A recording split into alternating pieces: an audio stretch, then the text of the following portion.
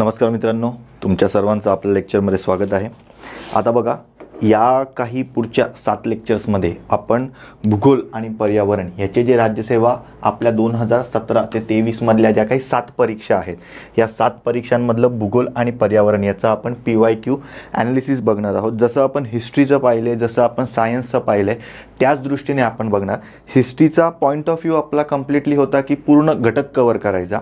सायन्सचा point of view पूर्ण घटक कव्हर करण्यासकट प्रॅक्टिकली ॲनालिसिस काय, जे येते ते येते, नाही येते ते नाही येते, त्याच पद्धतीने या दोघांचं मिश्रण करून पूर्ण घटक कव्हर करणं आणि प्रॅक्टिकल ॲनालिसिस या ह्याच्यावर आपण भूगोल आणि पर्यावरणावर बोलणार आहोत. आणि तुमचे अनेक प्रश्न जे आहेत ना, ते यातनं क्लिअर होतील. म्हणजे अनेक राज्यसेवेच्या मुलांना असं वाटतंय की अरे, मी भारताचा भूगोल केला नाही आहे, मी महाराष्ट्राचा भूगोल केला नाही आहे, प्रिलिम्सला कसं होईल, ह्याचं सुद्धा उत्तर तुम्हाला मिळणार आहे. किंवा अनेकांना असं वाटतंय की अरे, मी नुसतं पाठांतर रट्टा मारून जाईल तर मला लक्षात राहील का, याचं सुद्धा तुम्हाला उत्तर मिळणार आहे. कारण सगळ्यात महत्त्वाची गोष्ट काय, हे 17 ते 23चे आपण जेव्हा PYQ बघतो ना, तेव्हा आपले डोळे खूप ओपन होतात आणि अल्टिमेटली आपल्याला कळतं आपल्याला करायचं आहे काय. आता याच्याबद्दल बोलण्याआधी मी तुम्हाला थोडंसं भूगोलाबद्दल एक छोटंसं ॲनालिसिस सांगतो, जे तुम्ही करणं गरजेचं आहे कंपल्सरी तुमच्या भूगोलाच्या रिव्हिजनमध्ये किंवा हे PYQ ऐकत असताना. सगळ्यात पहिल्यांदा जर आपण बघतोय ना, तर एक गोष्ट लक्षात ठेवा की प्रश्न येणार कुठे आहे. मग जेव्हा आपण साधारणतः जॉग्रॉफीबद्दल चर्चा करू, जॉग्रॉफीमध्ये आपल्याला 2 ते 3 घटक आहेत ना, हे खूप क्लिअर कटच आले पाहिजेत. त्यातले सब टॉपिक आपल्याला PYQ जसे होतात तसे कळत जातील. पहिला घटक आहे तुमचा फिजिकल जॉग्रॉफी. ठीक आहे, फिजिकल जॉग्रॉफी. आता या फिजिकल जॉग्रॉफीमध्ये जर आपण बेसिकली पाहिले की बाबा एवढे आपले मेन उपप्रकार आहेत, हा मेन प्रकार आहे, मग त्याच्यामध्येच पहिला कुठला आपल्याला बघावा लागतो, एक आहे भूरूपशास्त्र, जिओमॉर्फोलॉजी. ठीक आहे, त्यानंतर आपल्याला बघायला मिळतं की एक हवामानशास्त्र, दॅट्स इट क्लायमेटॉलॉजी. ठीक आहे, त्यानंतर आपल्याला दुसरं बघायला मिळतं, साधारणतः विचार करायचं झालं तर महासागरशास्त्रावर आपल्याला 2दा-3दा प्रश्न आलाय, दॅट इज आपलं ओशनोग्राफी. ठीक आहे, हे आपले 3 महत्त्वाचे टॉपिक आहेत. हे आपले झालेच पाहिजेत. याच्यावरच मी कंपल्सरी सांगतो तुम्हाला, याच्यावरच आपल्याला आउट ऑफ 15 म्हणजे जे 15 प्रश्न आपल्याला पडतायत, याच्यावर तुम्हाला 11 ते 12 प्रश्न आहेत माझ्या राजांनो.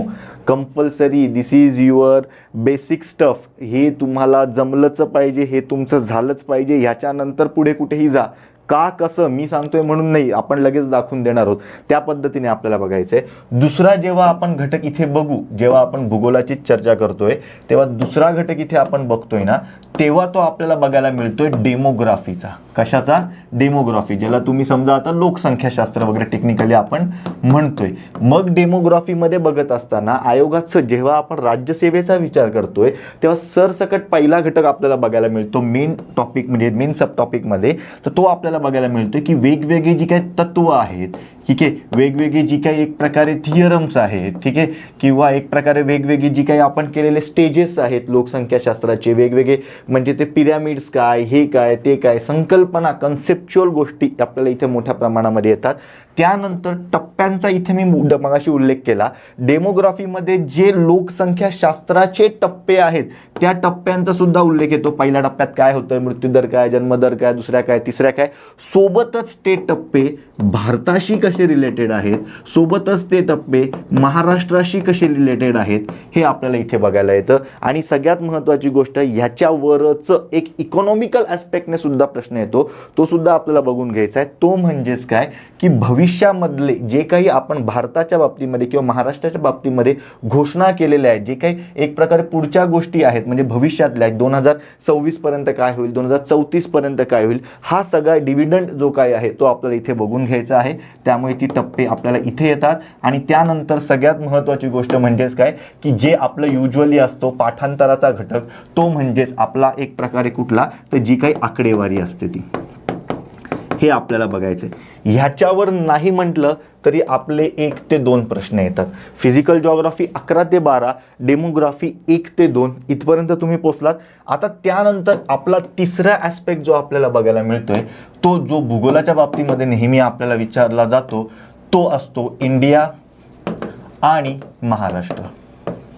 ठीक आहे, इंडिया आणि महाराष्ट्र जे तुम्ही राज्यसेवा मेन्सला करतात त्याच पद्धतीच्या डेप्थची इथे गरज नसते. इथे आपल्याला इंडिया आणि महाराष्ट्रामध्ये ओव्हरऑल ॲस्पेक्ट विचारला जातो. Even this is related to what आपलं जे काही फिजिकल जॉग्राफी आहे.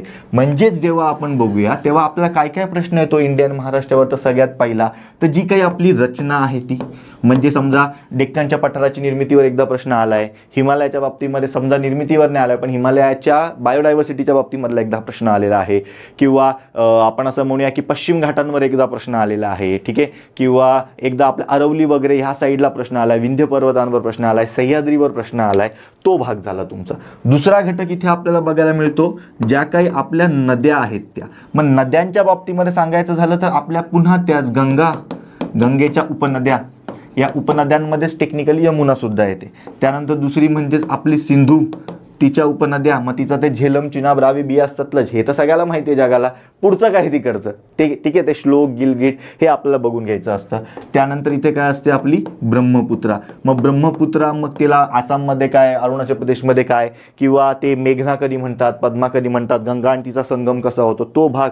महाराष्ट्राच्या बाबतीमध्ये सांगायचं झालं तर उर्वरित जेव्हा आपण बघतो तर मग आपल्या बेसिक नद्या नर्मदापासून सुरू होते, सोबत तापी आपल्याला बघायला मिळते, सोबत आपल्याला आपली सर्वात मोठी नदी गोदावरी असते, महाराष्ट्रात वेगळं अस्तित्व असल्यामुळे भीमा वाचावी लागते, आणि त्यानंतर आपल्याला कृष्णा बघावी लागते. ठीक आहे, हा एक ॲस्पेक्ट झाला. नद्यांचा हा भाग इथे कव्हर होतो.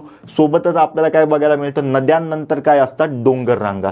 पण डोंगर रांगांना आपण जेव्हा विचार करूया, हा आपण समजा तिसरा घटक इथे बघूया, डोंगर रांगा.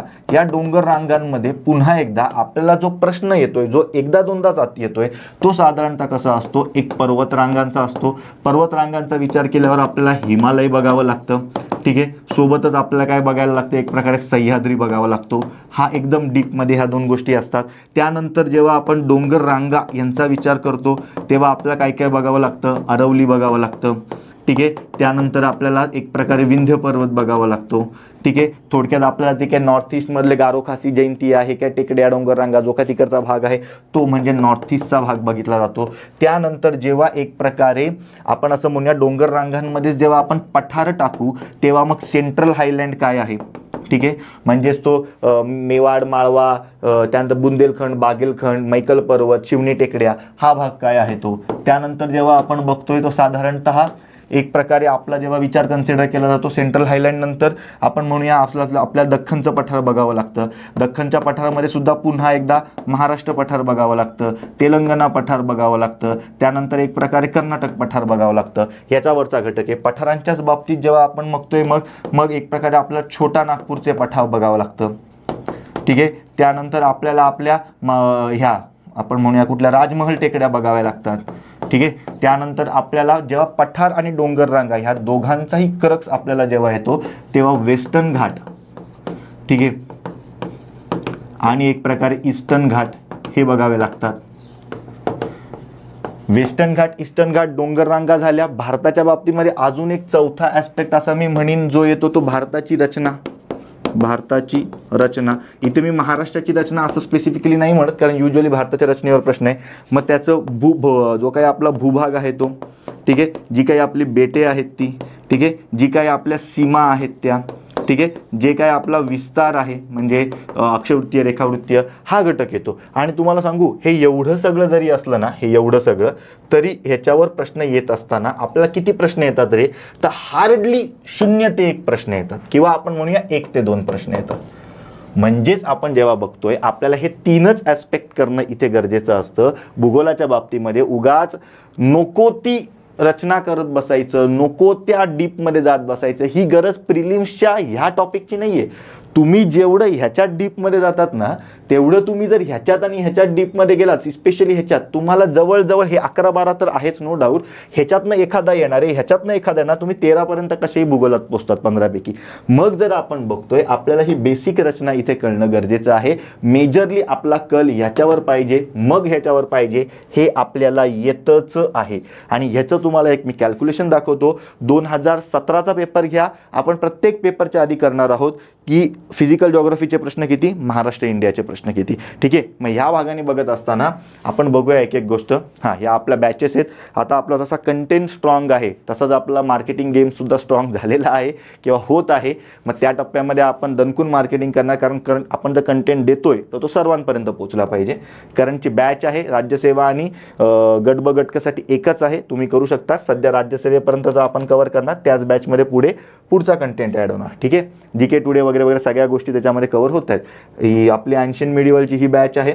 ठीक आहे, त्यानंतर इंडिया जॉग्राफीची बॅच आहे. आता 17चा जो जिओग्राफीबद्दल आपण बोलतोय, आता मी तुम्हाला काय सांगितलं, काय काय बघणार आहोत आपण. फिजिकल जॉग्राफीचे किती प्रश्न आहेत. ठीक आहे, आणि सोबत काय आहे आपण असं म्हणूया डेमोग्राफीचे किती प्रश्न आहेत, जे आपण 3 टॉपिक पाडले त्याच्यामध्ये. ठीक आहे, आणि तिसरा प्रश्न म्हणजेच काय, इंडिया महाराष्ट्राचे किती प्रश्न आहेत. आणि हे करून आपले 15 असे इथे होतात. मग ह्यांच्यात जर सांगायचं झालं तर आपण एक एक बघून घेऊया, मग भाग वेगळा. आपला एक पहिला प्रश्न झाला direct physical geography, creation of the earth. ठीक आहे, त्याच्याबद्दलचे हायपोथेसिस आहेत. दुसरा प्रश्न अंतरंग, पुन्हा जिओमॉर्फॉलॉजी, दुसरा प्रश्न त्याच्याशी रिलेटेड झाला. तिसरा सांद्री भवन कायमेटॉलॉजी, पुन्हा त्याच्याशी प्रश्न रिलेटेड झाला.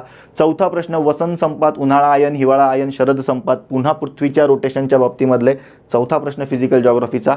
पाचवा प्रश्न आपल्याला स्थानिक वाऱ्यांचा आहे, तो सुद्धा फिजिकल जॉग्राफीला येतोय. त्यानंतर 6वा प्रश्न आपला भूकंपाचा, पुन्हा त्याच्याशी रिलेटेड फिजिकल जॉग्राफी. 7वा बोरावारे स्थानिक वाऱ्यांबद्दल प्रश्न आहे. त्यानंतर 8वा प्रश्न पुन्हा एकदा आपल्याला क्लायमेटॉलॉजीच्या बाबतीमधला आहे. 9वा प्रश्न इथे मात्र आपल्याला नद्यांच्या अँगलने प्रश्न आलेला आहे आणि फक्त उगमस्थानं विचारले, त्यातल्या त्यात सोपा प्रश्न आहे डायरेक्ट. म्हणजे एक प्रश्न आपला कुठे गेला, इंडिया जॉग्राफीला गेला, इंडिया महाराष्ट्र जॉग्राफीला. ठीक आहे, त्यानंतर आपला दुसरा प्रश्न भारताच्या याच्यामध्ये गेला, भारताची रचना, पुन्हा इंडिया जॉग्राफी, दुसरा हा झाला. त्यानंतर तिसरा प्रश्न हा आपण जेव्हा विचार करू, हा इंडिया जॉग्राफीच्या बाबतीमधला आहे, पण हा मोर टोवर्ड्स करंटच्या बाबतीमधला आहे. 17ला जे काही आपण इस्रोच्या माध्यमातून 106 सॅटेलाईट वगैरे सोडलेलं, 103 सॅटेलाईट वगैरे, तेव्हाच्या त्या विक्रमाशी आधारित असलेला हा प्रश्न होता. ठीक आहे, पण तिसरा प्रश्न इंडिया जॉग्राफी घेऊ आपण, काही इश्यू नाही. चौथा प्रश्न CBDच्या बाबतीमधला आहे, पुन्हा एकदा इकॉनॉमिक जॉग्राफीतनं प्रश्न आहे, तो पुन्हा एकदा आपण असं म्हणूया की त्याला अदर्समध्ये आपण टाकू शकतो. त्यानंतर पुन्हा एकदा समुद्राचा सॅलिनिटीचा प्रश्न आहे, पुन्हा फिजिकल जॉग्राफीमध्ये गेला. त्यानंतर ला निना, पुन्हा फिजिकल जॉग्राफीमध्ये गेला. पुन्हा आपल्याला बाबतीमध्ये भारताचा प्रश्न आहे. म्हणजे जेव्हा आपण बघू तेव्हा आपल्याला काय कळते राजांनो, की 4 प्रश्न हे जे आहेत ना, हे फिजिकल जॉग्राफीच्या आणि इंडिया म्हणजे एक अदर्सच्या बाबतीमधला जर सोडला. ठीक आहे, एक अदर्स सुद्धा इथे लिहून टाकू आपण. अदर्स, हे अदर्स युजली नाही आहेत अनेक पेपर्समध्ये. ह्याच्यामध्ये आपण बघतोय 3 प्रश्न इंडिया जॉग्राफी, डेमोग्राफीला 0 प्रश्न, 1 प्रश्न अदर्स, 11 प्रश्न डायरेक्ट फिजिकल जॉग्राफीला. हे झाले तुमचे 11 आणि 3 14 आणि 1 15. म्हणजेच तुम्हाला हा गेम स्ट्रॉंग पाहिजे, कारण इथे आयदर येतंय और येत नाहीये, हे येणारच आहे. ह्याच्यासाठी विशेष तुम्ही कुठलाही अभ्यास नाही केला तरी तुमचे प्रश्न सुटतात. हे 17लाच नाही, हे 23ला आहे. हे प्रत्येक PYQच्या लेक्चरच्या आधी, प्रत्येक एक्सप्लेनेशनच्या आधी आपण हे प्रत्येक विषयाचं करणं, प्रत्येक वर्षाचं करणार आहोत. त्यामुळे लोड घ्यायची काहीच गरज नाही आहे. ठीक आहे, बघा, ला निना म्हणजे लहान मुलगी. ला निनोच्या काळामध्ये महासागराच्या थंड पाणी पृष्ठभागावर येते. ला निनो मान्सून वारे प्रबळ करतो. एल निनोच्या काळामध्ये व्यापारी वारे कमकुवत होतात आणि उष्ण पाणी महासागरामध्ये पूर्वेकडे वाहते. आता ह्याच्यासाठी तुम्हाला काय लक्षात ठेवणं गरजेचं आहे, एक संकल्पना आहे, त्याला आपण सदन ऑसिलेशन किंवा दक्षिणी हेलकावा असं म्हणतो. सदन ऑसिलेशन किंवा मराठीमध्ये दक्षिण हेलकावा असं म्हटलं जातं. ठीक आहे, बरं, दुसरी संकल्पना काय लक्षात ठेवायची, हवा कशी वाहते, जास्त दाबापासून कमी दाबाकडे हवा वाहत असते. ही साधी सरळ गोष्ट. आता तुम्हाला इथे वर्ल्ड मॅप लक्षात ठेवायचा आहे. इक्वेटर आहे. ठीक आहे, इथे आपल्याला काय बघायला मिळते, आपली इंडिया बघायला मिळते. अंदमान निकोबार आहे. इथे आपल्याला काय बघायला मिळतं, थोडं लांब काढू, इथे आपल्याला ऑस्ट्रेलिया बघायला मिळतो. इथे न्यूझीलंड आहे. इथे आपण जेव्हा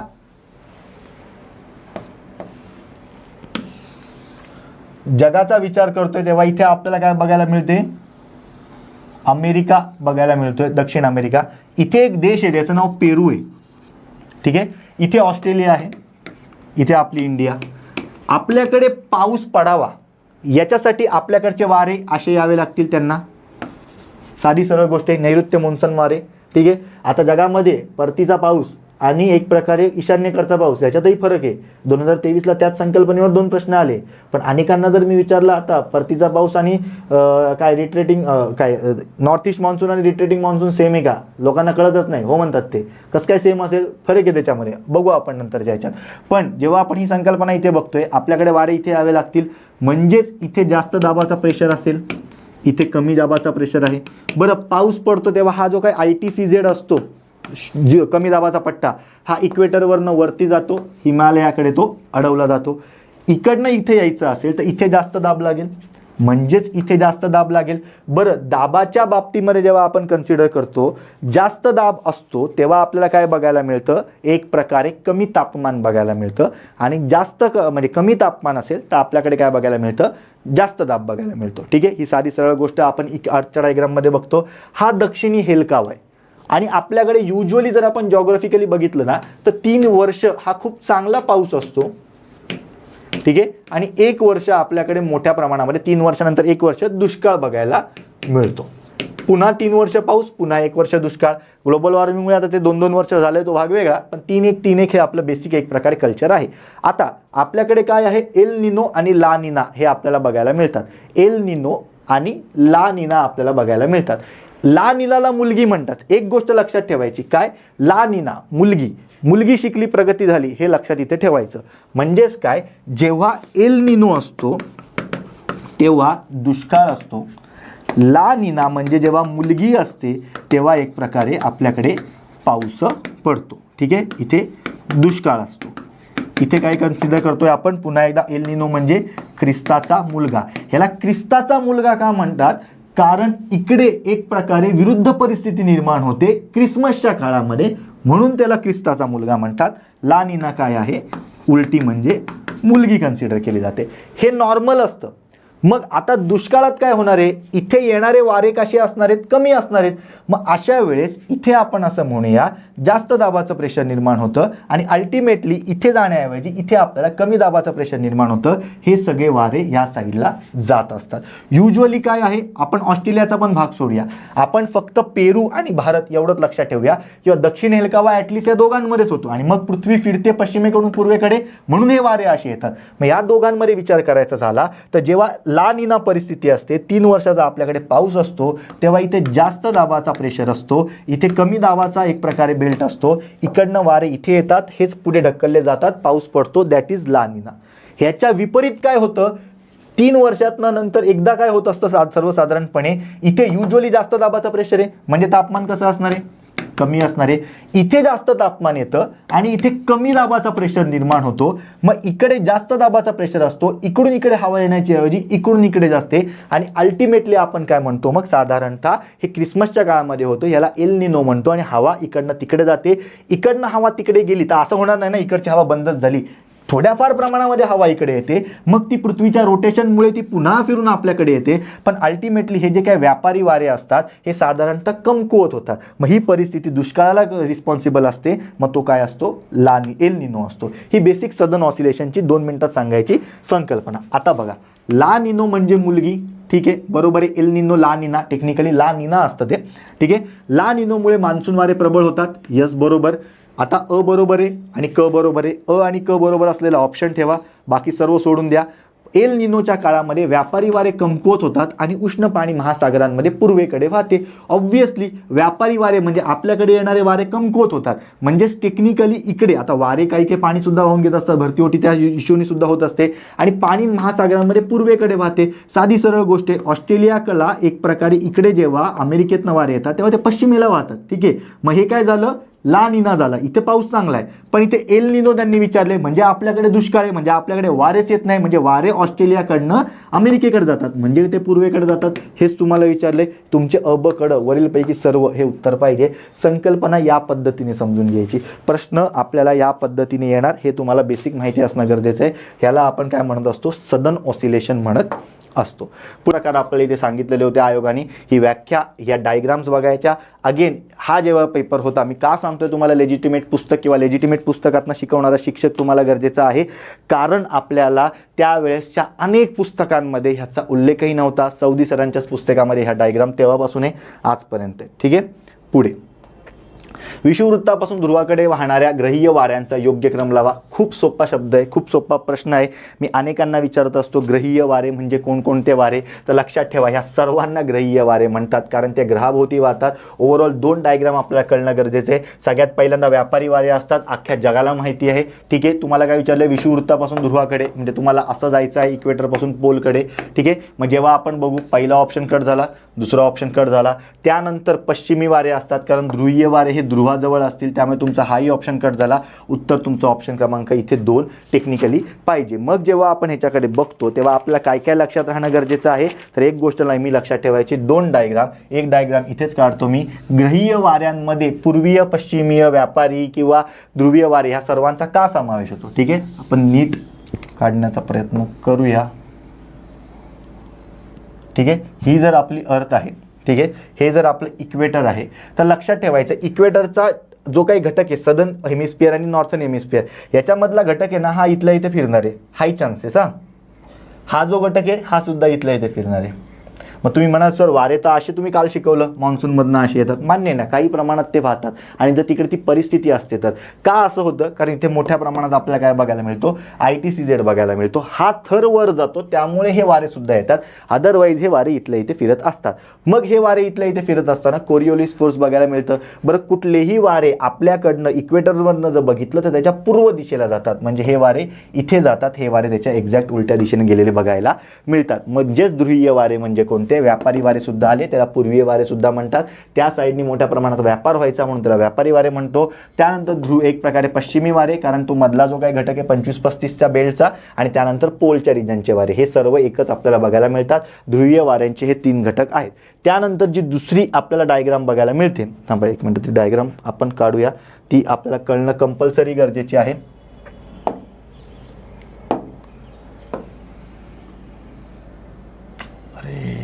एक मिनिट,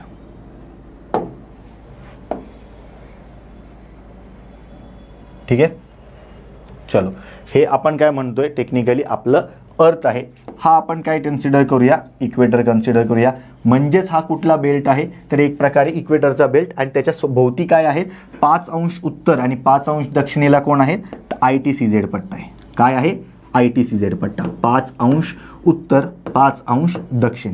ठीक आहे, बरं, आपण सर्व ऐकतो ITCZला टेक्निकली डोल्ड्रम्स म्हणतात, शांत पट्टा म्हणतात. म्हणजेच टेक्निकली सांगायचं झालं तर हा कुठला प्रेशरचा पट्टा बघायला मिळतो, लो प्रेशर बेल्ट बघायला मिळतो. अगेन लो प्रेशर का आहे, हवेचा कमी दाब का बघायला मिळतो, कारण तापमान कसं आहे, जास्त आहे. जास्त दाब म्हणजेच कमी तापमान, जास्त तापमान म्हणजेच कमी दाब. ह्याच्या एक्झॅक्ट उलटी परिस्थिती पोलला आहे ना, ह्याच्या एक्झॅक्ट उलटी परिस्थिती पोलला आहे 90 डिग्रीला. ठीक आहे, 90 डिग्रीला मग आपल्याला काय बघायला मिळणार आहे, हा जो काही 90 डिग्रीच्या जवळचा बेल्ट आहे तो कसा असणार आहे, इथे तापमान कसं आहे, एकदम कमी आहे, म्हणजेच दाब कसा असणार आहे, जास्त असणार आहे. म्हणजेच काय आहे, हा हाय प्रेशर बेल्ट आहे. ठीक आहे, 85 ते 90 युजली कन्सिडर केला जातो. ठीक आहे, हा सुद्धा 85 ते 90 युजली कन्सिडर केला जातो, that is high pressure belt. Again this is also high pressure belt. आता लो प्रेशर नंतर हाय प्रेशर येणं गरजेचं आहे, हाय प्रेशर नंतर लो प्रेशर येणं गरजेचं आहे. म्हणजेच हा जर लो प्रेशर बेल्ट आहे तर इथे अजून एक पट्टा बघायला मिळतो, तो असतो 25 ते 35चा पट्टा. काय, 25 ते 35चा पट्टा युजली आपल्याला तो बघायला मिळतो. 25 अंश उत्तर ते 35 अंश उत्तर, 25 अंश दक्षिण ते 35 अंश दक्षिण. यांनाच काय म्हटलं जातं, तर हॉर्स लॅटिट्यूड म्हटलं जातं, हॉर्स लॅटिट्यूड. आणि हा कसा असतो, तर एक प्रकारे आपल्याला हाय प्रेशर बेल्ट बघायला मिळतो. ठीक आहे, कसा असतो, high pressure belt, high pressure belt.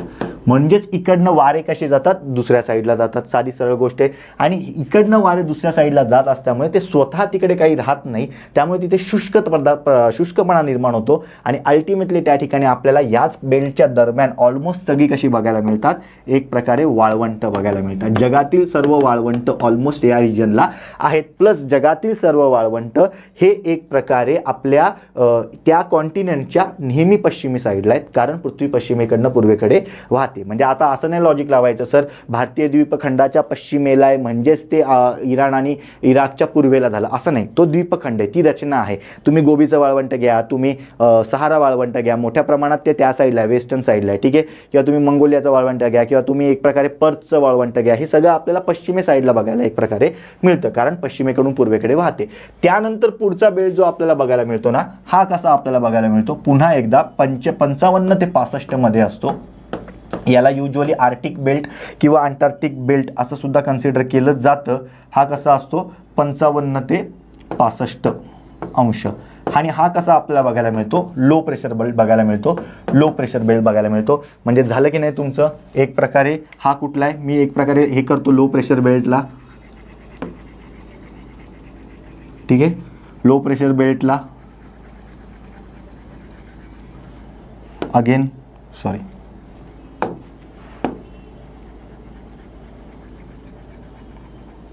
ठीक आहे. हाय प्रेशर बेल्ट आपण दुसऱ्या कलरने दाखवू म्हणजे तुम्हाला ती संकल्पना लक्षात राहील. म्हणजे तुम्हाला वारे कुठून कसे वाहतात हे जास्त लोड घेत बसायची गरज लागणार नाही, कारण इकडचा आपल्याला नेहमी प्रश्न येत असतो. आणि ह्या डायग्राम स्वतः नेहमी काढायच्या असतात. पुस्तकातनं 10 वेळा बघून काही याचा फायदा होत नाही.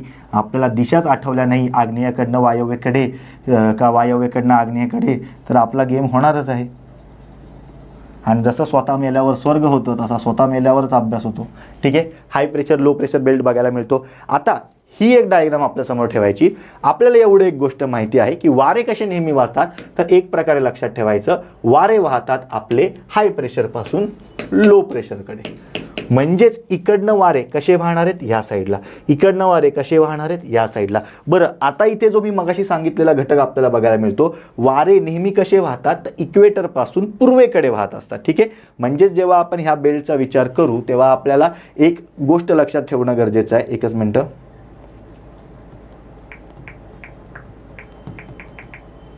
ही डायग्राम बघा, ही आपल्या NCERT किंवा सगळीकडे असलेली डायग्राम आपल्याला बघायला मिळते, ठीक आहे. मोठी झाली का, अरे यार.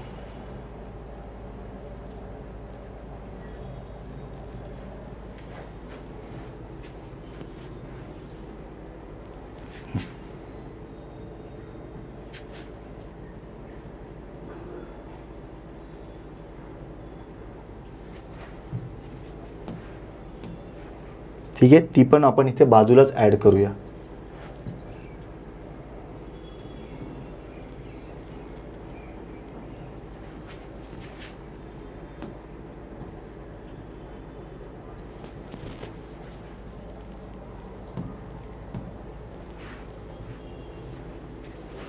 ठीक आहे.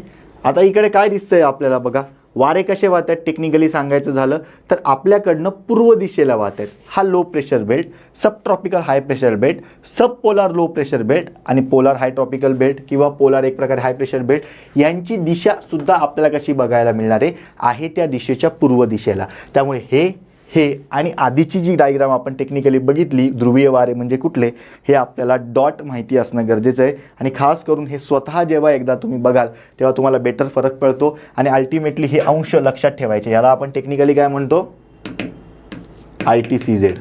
हा कसा असतो, नेहमी लो प्रेशर बेल्ट असतो, ठीक आहे. चलो, एवढं जरी लक्षात राहिलं तरी पण it will be more than enough. जास्त याच्यामध्ये काही नाही, हा एकदम बेसिक प्रश्न असतो, ठीक आहे. अगेन बघा, भूखंड वहन सिद्धांताच्या पुष्टीकरणासाठी कोणते पुरावे आहेत, योग्य पर्याय निवडा, असा इथे टेक्निकली आपल्याला प्रश्न आहे. भूखंड वहन सिद्धांत म्हणजेच काय, कॉन्टिनेंटल ड्रिफ्ट थेरी, ठीक आहे. कॉन्टिनेंटल ड्रिफ्ट थेरी टेक्निकली काय सांगते, आता आज जी आपण पृथ्वी बघतो, जी ऑलरेडी आपण बघतो मॅप वगैरेमध्ये, मग ती आधी तिची रचना कशी आहे आत्ताच्या पृथ्वीची, ठीक आहे. थांबा, आपण व्यवस्थित पेजवरच घेऊया.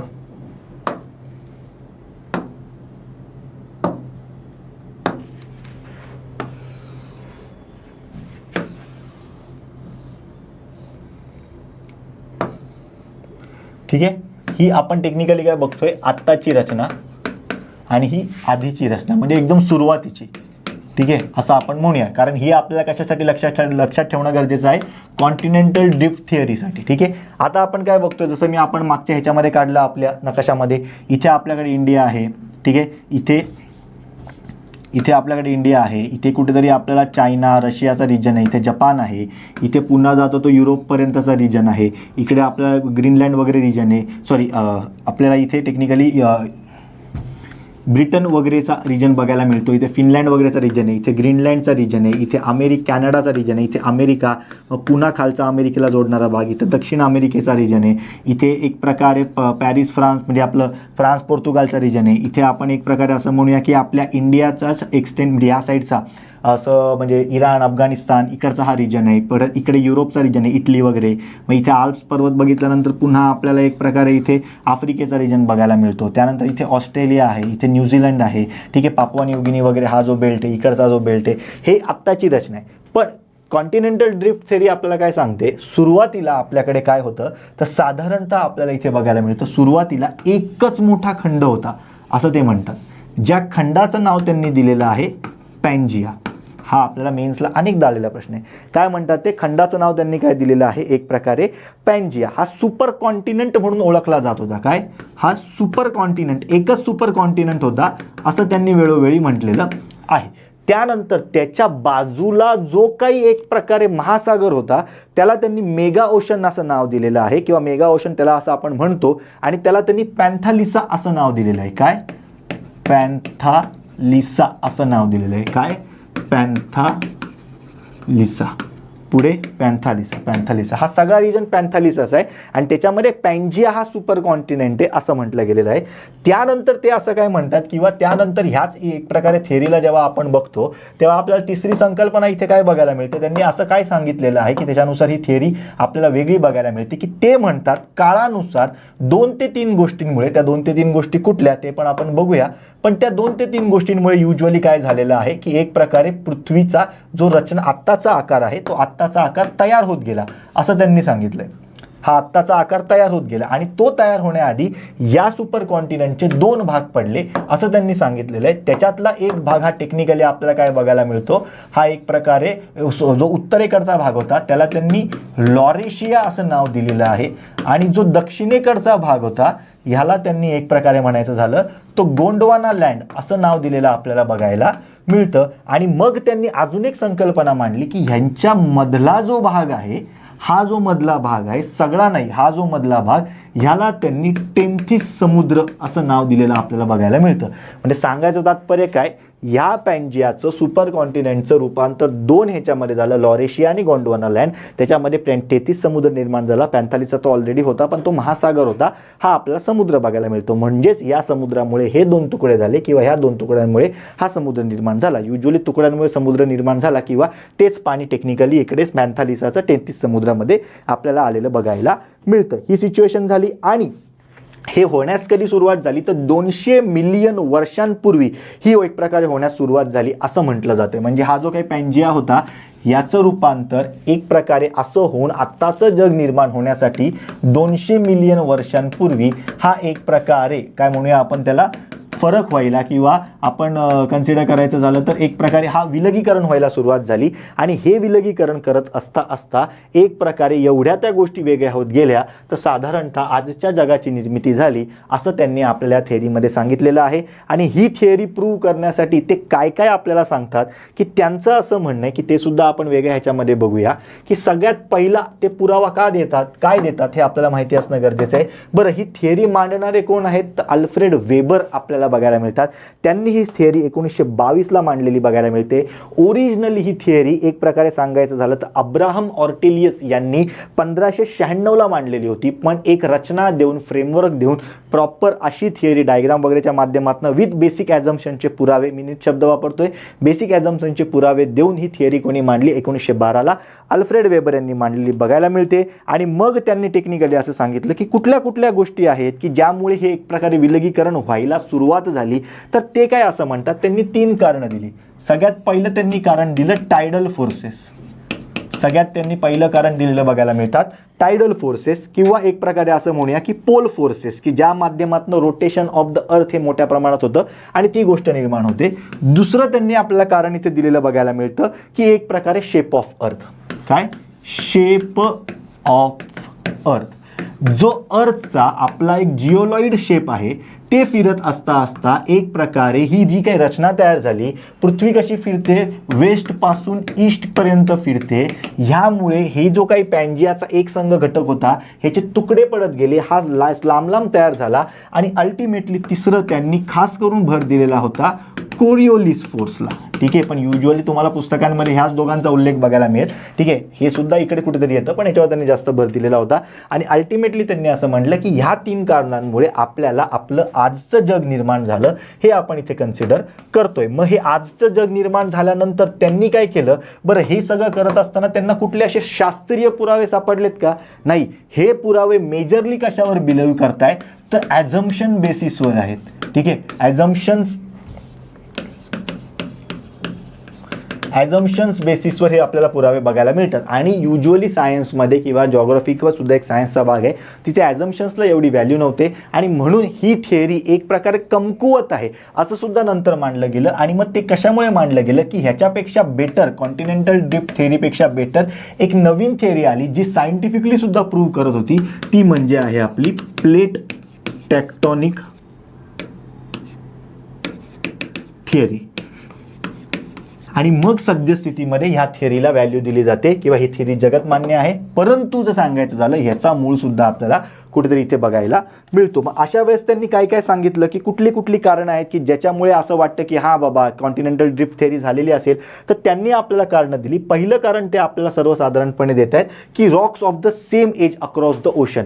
म्हणजे त्यांचं काय म्हणणं आहे की जे महासागरांच्या आजूबाजूला जी खडक आहेत ती आपल्याला सेम बघायला मिळतात. म्हणजेच ते काय म्हणतात, सगळ्यात पहिलं कारण काय देतात, ॲझम्पशन रॉक्स. ते काय म्हणतात, हा जो काही एक प्रकारे आफ्रिकेचा भाग आहे आणि हा जो काही साधारणतः अमेरिकेचा भाग आहे, या दोघांना इथे अटलांटिक महासागर जर झाला तर ह्याच्या किनाऱ्यावर जो दगड आहे तोच ह्याच्या किनाऱ्यावर खडक सुद्धा सापडतोय, सेम आपल्याला बघायला मिळतात. म्हणून ते म्हणतात की रॉक्स कसे सेम आहेत मग, कारण हे एकत्र असतील, ते आता विलग झालेत. हे त्यांचं पहिलं कारण होतं. दुसरं त्यांनी आपल्याला कारण दिलेलं बघायला मिळतं, तर ते होतं आपलं कारण जे आपल्या परीक्षेमध्ये होतं, ते म्हणजे एक प्रकारे जिक्सॉ फिट. हे जिक्सॉ फिट हे कारण अनेक ठिकाणी वेळोवेळी वापरलं जातं. तुम्ही नीट आज वर्ल्ड मॅप बघितला, इव्हन आपल्या छोट्याशा डायग्राममध्ये जरी बघितला, हा भाग ह्याच्यात घुसल्यासारखा वाटू शकतो ना. किंवा जे काही भारताचा आपला असा आकार आहे तो इकडचा मादागास्कर आणि आफ्रिकेमधला जर बघितला तर हा इकडचा इथे घुसल्यासारखा वाटू शकतो. आपल्याकडचा जो एक प्रकारे इकडचा आकार आहे जो सद्यस्थितीमध्ये आपण बघतोय की पुन्हा खाली आलेला आहे कुठे म्यानमार, थायलंडला, तिकडच्या भागामध्ये पुन्हा एकदा आपल्याला काय बघायला मिळतं, इकडचा ऑस्ट्रेलिया प्लेट बघायला मिळते. बरं, आपली या थिअरीनुसार इंडो ऑस्ट्रेलियन ही एकच प्लेट होती जी इकडनं निघून निघून अशी बाहेर पडलेली आहे. त्यानंतर श्रीलंकेचा आकार जरी आपण बघितला आज इकडे, तर तो सुद्धा इकडे आपल्याला कनेक्ट झालेला बघायला मिळतो. हा आकार इकडे सुद्धा कनेक्ट झालेला बघायला मिळतो. किंवा जे नॉर्थन आपल्याला अमेरिका बघायला मिळतं, नॉर्थन अमेरिकेच्या बाबतीमध्ये काय आहे, युनायटेड स्टेट्स जर आपण बघतोय त्याच्यावरती आपल्याला काय आहे, पुन्हा एकदा तेवढाच कॅनडा बघायला मिळतो. आणि इथे अलास्काचा रिजन आहे, इकडचा ग्रीनलँड रिजन, इकडचं युकेचा रिजन जो आहे, किंवा इकडचा जो फ्रान्स आपला जो आपल्या पोर्तुगालचा रिजन आहे तो सुद्धा इथे फिट झाल्यासारखा वाटतोय. किंबहुना इकडचा जो काही उत्तर अमेरिकेचा हा रिजन आहे तो आणि एक प्रकारे आफ्रिकेचा हा वरचा रिजन हा सुद्धा एकमेकांमध्ये काय आहे, कनेक्ट होऊ शकतो. ते जिक्सॉ लहानपणी कसे आपण ते खेळणी घ्यायचो, ते जोडायचो, त्यातनं मोठं चित्र तयार व्हायचं, त्या पद्धतीचे म्हणजे जिक्सॉ फिट होऊ शकतात. हे त्यांनी आपल्याला दुसरं कारण दिलेलं होतं. तिसरं त्यांनी कारण दिलेलं बघायला मिळतं ते म्हणजे टिलाइट्सचं. तिसरं कारण होतं टिलाइट्सचं. चौथं कारण आपल्याला बघायला मिळतं की त्यांनी असं क्लिअर कट सांगितलंय प्लेसर डिपॉझिट्सचं. काय, प्लेसर डिपॉझिट्स. आता प्लेसर डिपॉझिट्स म्हणजे काय की त्यांनी स्पष्टपणे सांगितलं की जे ह्या किनाऱ्यावर नैसर्गिक स्रोत आहेत तेच ह्या किनाऱ्यावर कसे नैसर्गिक स्रोत आहेत, तेच हे कसे काय सेम आढळू शकतात. बरं, त्यानंतर त्यांनी आपल्याला पाचवं कारण दिलेलं बघायला मिळतं ते म्हणजे सरसकट कुठलं होतं, fossils in different areas are same. पुन्हा एकदा ते काय म्हणतात, फॉसिल्सवर सुद्धा भर देत आहेत. त्यांचं स्पष्टपणे मत आहे की जे एक प्रकारे अमेरिकेच्या ह्या किनाऱ्यावर सापडतात प्राणी, फॉसिल्स त्यांची जीवाश्म, तेच इथे आपल्याला कसे सापडतात. मग हे सगळं जर कन्सिडर करायचं झालं तर ही 5 कारणं त्यांनी आपल्याला दिलेली होती आणि हेच आपल्याला परीक्षेत विचारलेलं आहे. जिक्सॉ फिट हे लागू होतं, अलागू होतं, अलागू होतं, बाकी कट करा. त्यानंतर काय, प्रावरणामधील अभिसरण, विविध क्षेत्रातील जीवाश्म. आता हे क जर आपण बघतोय, विविध क्षेत्रातील जीवाश्म हे त्यांनी सांगितलेलं होतं, क लागू होतंय, बाकी सरसकट सगळे कट होतात. ऑप्शन क्रमांक 3. त्यांनी कुठल्याही पद्धतीने भ्रंशमूलक प्रवाह हे एक्सप्लेन केलेलं नाहीये. प्रावरणातील अभिसरण, अर्थच्या इंटेरियर बद्दल ते काही म्हणत नाही आहे, ठीक आहे, किंवा त्याचा ह्याच्याशी काही संबंधही नाही. मग अल्टिमेटली बघायचं झालं तर ह्या कारणं आणि जे मी तुम्हाला जे मगाशी 4-5 सांगितले ते हे कारणं देऊन त्यांनी आपली कॉन्टिनेंटल ड्रिफ्ट थिअरी मांडली. आपल्याला वेळोवेळी प्रीला मेन्सला प्रश्न येतो कॉन्टिनेंटल ड्रिफ्ट थेरीला प्रूव्ह करणारे मुद्दे कुठले जे आपण पाहिले ते. त्यानंतर याला विरोध करणारे सुद्धा मुद्दे. पहिला मुद्दा सगळ्यात पहिल्यांदा बघायला मिळतो, कुठलाही सायंटिफिक असा बेस याला नाहीये, ही थिअरी कम्प्लिटली ॲझम्पशन्सवर डिपेंड आहे. हा आपल्याला पहिला मुद्दा इथे त्यांनी क्लिअर कट सांगितलेला आहे. दुसरा मुद्दा एक प्रकारे सांगितलं जातं की 200 मिलियन वर्षांपूर्वीच का याची सुरुवात झाली, याच्या आधी का नाही झाली, याचं उत्तर आपल्याला अजून प्राप्त झालेलं नाही. त्यामुळे ह्याच्यामुळे सुद्धा ही थिअरी एक प्रकारे ॲझम्पशन बेस आहे किंवा नाकारली जाते असं म्हटलं जातं. तिसरं त्यांनी आपल्याला इथे कारण दिलेलं बघायला मिळतं, तर ते म्हणजे त्यांनी सांगितलेलं आहे की एक प्रकारे तिसरं कारण त्यांनी कुठलं दिलेलं आहे की एक प्रकारे कोस्टलाईन, म्हणजे जे आपण मगाशी उदाहरणामध्ये काय नेहमी म्हणतोय की हा एक आयडियल एक्झाम्पल आपण काय म्हणतोय, अमेरिकेचा जो काही किनारा आपण बघतोय किंवा जो काही एक प्रकारे आफ्रिकेचा आपण किनारा बघतोय, तर हे काय दोन्ही सागरी किनारे आहेत. आणि टेक्निकली जेव्हा आपण भूगोल बघतो तेव्हा कोस्टलाईन्स असतात ना, हे काही परमनंट फीचर नसतं, हे टेम्पररी फीचर असतं. त्यामुळे कोस्टलाईन्स हे टेम्पररी फीचर आहे, तुम्ही त्याच्या आधारे रिझल्ट नाही काढू शकत. हे सुद्धा एक कारण सांगितलं जातं. चौथं त्यांनी कारण सांगितलेलं आहे की एक प्रकारे जे ते म्हणतायत की बाबा टायडल फोर्सेस आहेत, ठीक आहे, किंवा एक प्रकारे आपण असं म्हणूया, अजून त्यांनी सांगितलं बियॉन्सी आहे, किंवा एक प्रकारे ग्रॅव्हिटी सुद्धा ते म्हणतायत, ग्रॅव्हिटी, ठीक आहे, किंवा बियॉन्सी, ह्या ही कारणं किंवा हे जे काही फोर्स असतात ना, हे एक खूप वीक फोर्स आहेत. हे फोर्सेस पूर्णपणे एवढा मोठा अख्खा जास्त घनतेचा पॅन्जिया वेगळा करतील असं एक प्रकारे पटत नाहीये किंवा सायंटिफिकली ते प्रूव्हन नाहीये. त्यामुळे हे असं म्हटलं जातं की हे एवढे वीक फोर्सेस आहेत, ते एवढा काही बदल घडून आणू शकत नाही. आणि पाचवं कारण एक प्रकारे दिलं जातं ते म्हणजे प्लेट टेक्टॉनिक्स थिअरीचं.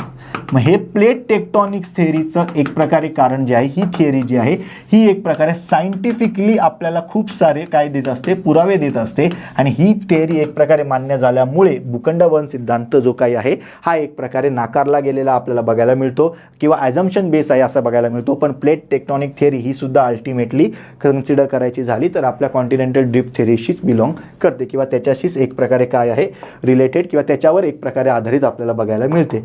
ठीक आहे, ही रचना अशा या पद्धतीने तुमच्याकडे लिहिलेलं वेळोवेळी पाहिजे. ठीक आहे, ह्या डायग्राम वगैरे काढून घ्या. हे रॅन्डम आपल्याला कोणावर डिपेंड नाही राहायचं आहे. ठीक आहे, हे आपल्यासमोर पाहिजेत या स्पष्ट सरसकट गोष्टी. ठीक आहे, चलो एवढं मी तुम्हाला सांगतो, कारण सिच्युएशन अशी असते, लक्षात ठेवा, जेव्हा तुम्ही या गोष्टी स्वतः लिहितात ना तेव्हा तुम्हाला एक प्रकारे आपण असं म्हणूया की अंडरस्टँडिंग कळते की ओके नक्की कसं काय झालेलं असेल.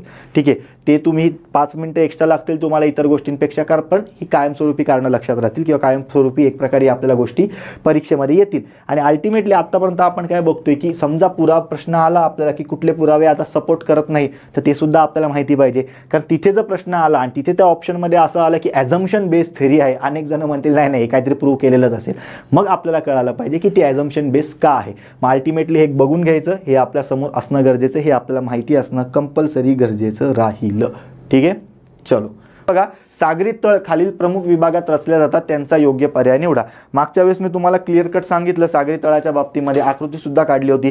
त्यात 4 मेजर आपण टेक्निकली बघतो आणि मग एन नंबर ऑफ आपल्याला मायनर सुद्धा फॅक्ट्स बघायला मिळतात. मग 4 प्रमुख विभाग कुठले, तर लक्षात काय ठेवायचं, भूखंड मंच, भूखंड उतार, त्यानंतर एक प्रकारे खोल सागरी मैदान आणि सागरी डोह. ABEF हे तुम्हाला शोधायचे. ABC गेला, ABEF हे तुमचं उत्तर आहे. 4 आहेत, त्यामुळे हा आता खालचा ऑप्शनच कट होतोय. ठीक आहे, म्हणजेच काय, आपण जेव्हा डायग्राममध्ये बघितलं होतं, मी तुम्हाला डायग्राम काय काढून दाखवली इथे, साधारणतः सगळ्यात पहिल्यांदा हा जर आपण बेसिक अर्थचा स्ट्रक्चर पाहिला, ठीक आहे, दोन्ही साईडला आपल्याला काय असतं, सुरुवातीला एक साधारणतः भूखंड मंच असतो जिथे बीच वगैरे शिकार बिकार किंवा एक प्रकारे बेसिक शॅलो वॉटर बघायला मिळतं. मोठा स्लोप आपल्याला बघायला मिळतो, त्याला आपण काय म्हणतो, एक प्रकारे कॉन्टिनेंटल स्लोप किंवा एक प्रकारे भूखंड उतार आपल्याला बघायला मिळतो. त्यानंतर इथे काही वर असलेले काही घटक असतात, पुढे मागे एक प्रकारे गोष्टी होताना असतात. त्यानंतर एक प्रकारे तिथे काही ठिकाणी डोह आपल्याला बघायला मिळतात, काही ठिकाणी आपल्याला सी माउंट्स असतात, काही माउंटन्स हे एकदम किनाऱ्यावर आलेले असतात. मग इथे काय तयार होतात, बेटं आपल्याला तयार होताना बघायला मिळत आहेत. काही माउंटन रेंजेस मोठ्या प्रमाणात बघायला मिळतात. काही ठिकाणी तर खूपच समुद्र खोल असतो, तिथे आपल्याला गारता मोठ्या प्रमाणामध्ये बघायला मिळतात. आणि पुन्हा जेव्हा इकडे येतो तर पुन्हा स्लोप असतो आणि मग पुन्हा आपल्याला मंच बघायला मिळतो. हा मधला जो काही भाग वगैरे कन्सिडर केला जातो ना, हा कशांचा कन्सिडर केला जातो, मैदानांचा कन्सिडर केला जातो. मग 4 प्रमुख रिजन कुठले, मंच, उतार, सागरी मैदान आणि डोह आणि गारता हे एकच समजायचं. हे 4 काय आहेत प्रमुख आपल्याला घटक बघायला मिळतात. मग उरलेले कुठले आहेत जे एक प्रकारे आपल्याला वेगळे बघायला मिळतात, तर हे लक्षात ठेवणं गरजेचं आहे. तर मायनर रेंजेस टोटल आपल्याला 5 बघायला मिळतात, म्हणजे 4 आणि 5 हे तुम्हाला असं लक्षात ठेवणं इथे गरजेचं राहील. म्हणजेच काय, जर आपण टेक्निकली पाहिलं तर 4 कुठले आहेत, हे मेजर समुद्राचे घटक, हे मायनर समुद्राचे घटक. सगळ्यात पहिल्यांदा आपण काय बघतोय, भूखंड मंच म्हणजे कॉन्टिनेंटल काय बघतोय आपण, शेल्फ बघतोय. ठीक आहे, हे इंग्लिशमध्ये कृपया लक्षात ठेवा. कॉन्टिनेंटल शेल्फ म्हणजे असा भाग, जेव्हा आपण समुद्राचा विचार करू तेव्हा लक्षात ठेवायचं की 30 ते 600 मीटर 30 ते 600 मीटरपर्यंतची जी खोली असते त्याला आपण कॉन्टिनेंटल शेल्फ म्हणतो. आणि ॲव्हरेजली त्याचा एरिया हा 80 किलोमीटर लांबपर्यंतचा असू शकतो. जर आपण एक प्रकारे आडव्या समुद्राचा विचार केला तर 80 किलोमीटरचा ॲव्हरेज असतो. उभा विचार केला तर आपण काय बघतोय, तर आपल्याला एक प्रकारे 30 ते 600 मीटरपर्यंतची खोली बघायला मिळते. त्यानंतर दुसरा काय असतो, आपला कॉन्टिनेंटल स्लोप असतो, म्हणजे ज्याला काय म्हणतो आपण भूखंड उतार म्हणतो. कॉन्टिनेंटल स्लोप हा स्लोप एक्स्ट्रीम असतो. मग ह्याच्या बाबतीमध्ये आपण बघतोय 200 ते 3000 मीटर डेप्थपर्यंत आपल्याला काय बघायला मिळतं, ह्याचा स्लोप बघायला मिळतो. आणि ह्या स्लोप जो असतो ना, हा स्लोप टेक्निकली काय करत असतो, भूखंडाची बाउंड्री तयार करतो. म्हणजे आता ह्याच्या खाली आहे ना डायरेक्ट प्लेनच, समुद्रच असं मैदानच बघायला मिळतं. आणि या कॉन्टिनेंटल स्लोपच्या खाली आपल्याला काय बघायला मिळतात, तर एक प्रकारे वेगवेगळे डोह म्हणजे खालच्या भागामध्ये आणि वेगवेगळ्या ट्रेंचेस म्हणजे गारता बघायला मिळतात. तिसरा महत्त्वाचा घटक कुठला असतो, सागरी मैदान, ज्याला आपण ॲबेसियल प्लेन किंवा टेक्निकली काय म्हणत असतो, डीप सी प्लेन असं सुद्धा म्हणतो. ॲबेसियल प्लेन किंवा डीप सी प्लेन आपण बघतो. हा टेक्निकली समुद्र बुडाचे जे दगड असतात ना यांचा एक प्रकारे उल्लेख करत असतो. आणि अल्टिमेटली एक प्रकारे हा स्लिट आणि क्लेने बनलेला असतो. 3000 ते 6000 मीटरपर्यंत आपल्याला ह्याचा एक प्रकारे वेगवेगळ्या समुद्रांमध्ये वेगवेगळ्या स्तरावर आपल्याला ह्याचं स्लोप म्हणजे मैदान बघायला मिळतं. आणि चौथं काय असतं आपल्याकडे, तर इथे दिलेलं आहे ओशनिक डिप्स. काय असतं, ओशनिक डिप्स. ठीक आहे, मोस्टली ज्या काही गारता वगैरे असतात त्या. मायनरमध्ये कोणकोणतं येतं, तर लक्षात ठेवायचं मायनरमध्ये येतं मिड ओशनिक रेंजेस. सगळ्यात पहिल्यांदा मिड ओशनिक रेंजेस. ठीक आहे, दुसरं आपल्याला इथे काय बघायला मिळतंय, एक आहे सी माउंट. तिसरं आपल्याला बघायला मिळतं सी मरीन किंवा त्याला आपण सी सबमरीन असं सुद्धा म्हणतो. पाचवं आपल्याला बघायला मिळतं एक प्रकारे गुयॉट्स. आणि 6वं काय असतं, तर एक प्रकारे ॲटॉल्स असतात. ठीक आहे, आता हे नक्की काय आहेत, मिड ओशनिक रेंजेस म्हणजेच काय, हे जे काही डोंगर रांगा आहेत ना या काय असतात, मिड ओशनिक रेंजेस. ठीक आहे, त्यानंतर एक प्रकारे एकच जर असा डोंगर असेल तर त्याला काय म्हणतो आपण, सी माउंट म्हणतो. असे खास करून जे हे डोंगर असतात जे एक प्रकारे समुद्राच्या सरफेसच्या वर जात नाही. समुद्राच्या सरफेसच्या वर गेले तर आता ते समुद्राचा घटक होणं संपले, आता ते डायरेक्ट भूभाग कन्सिडर होतात.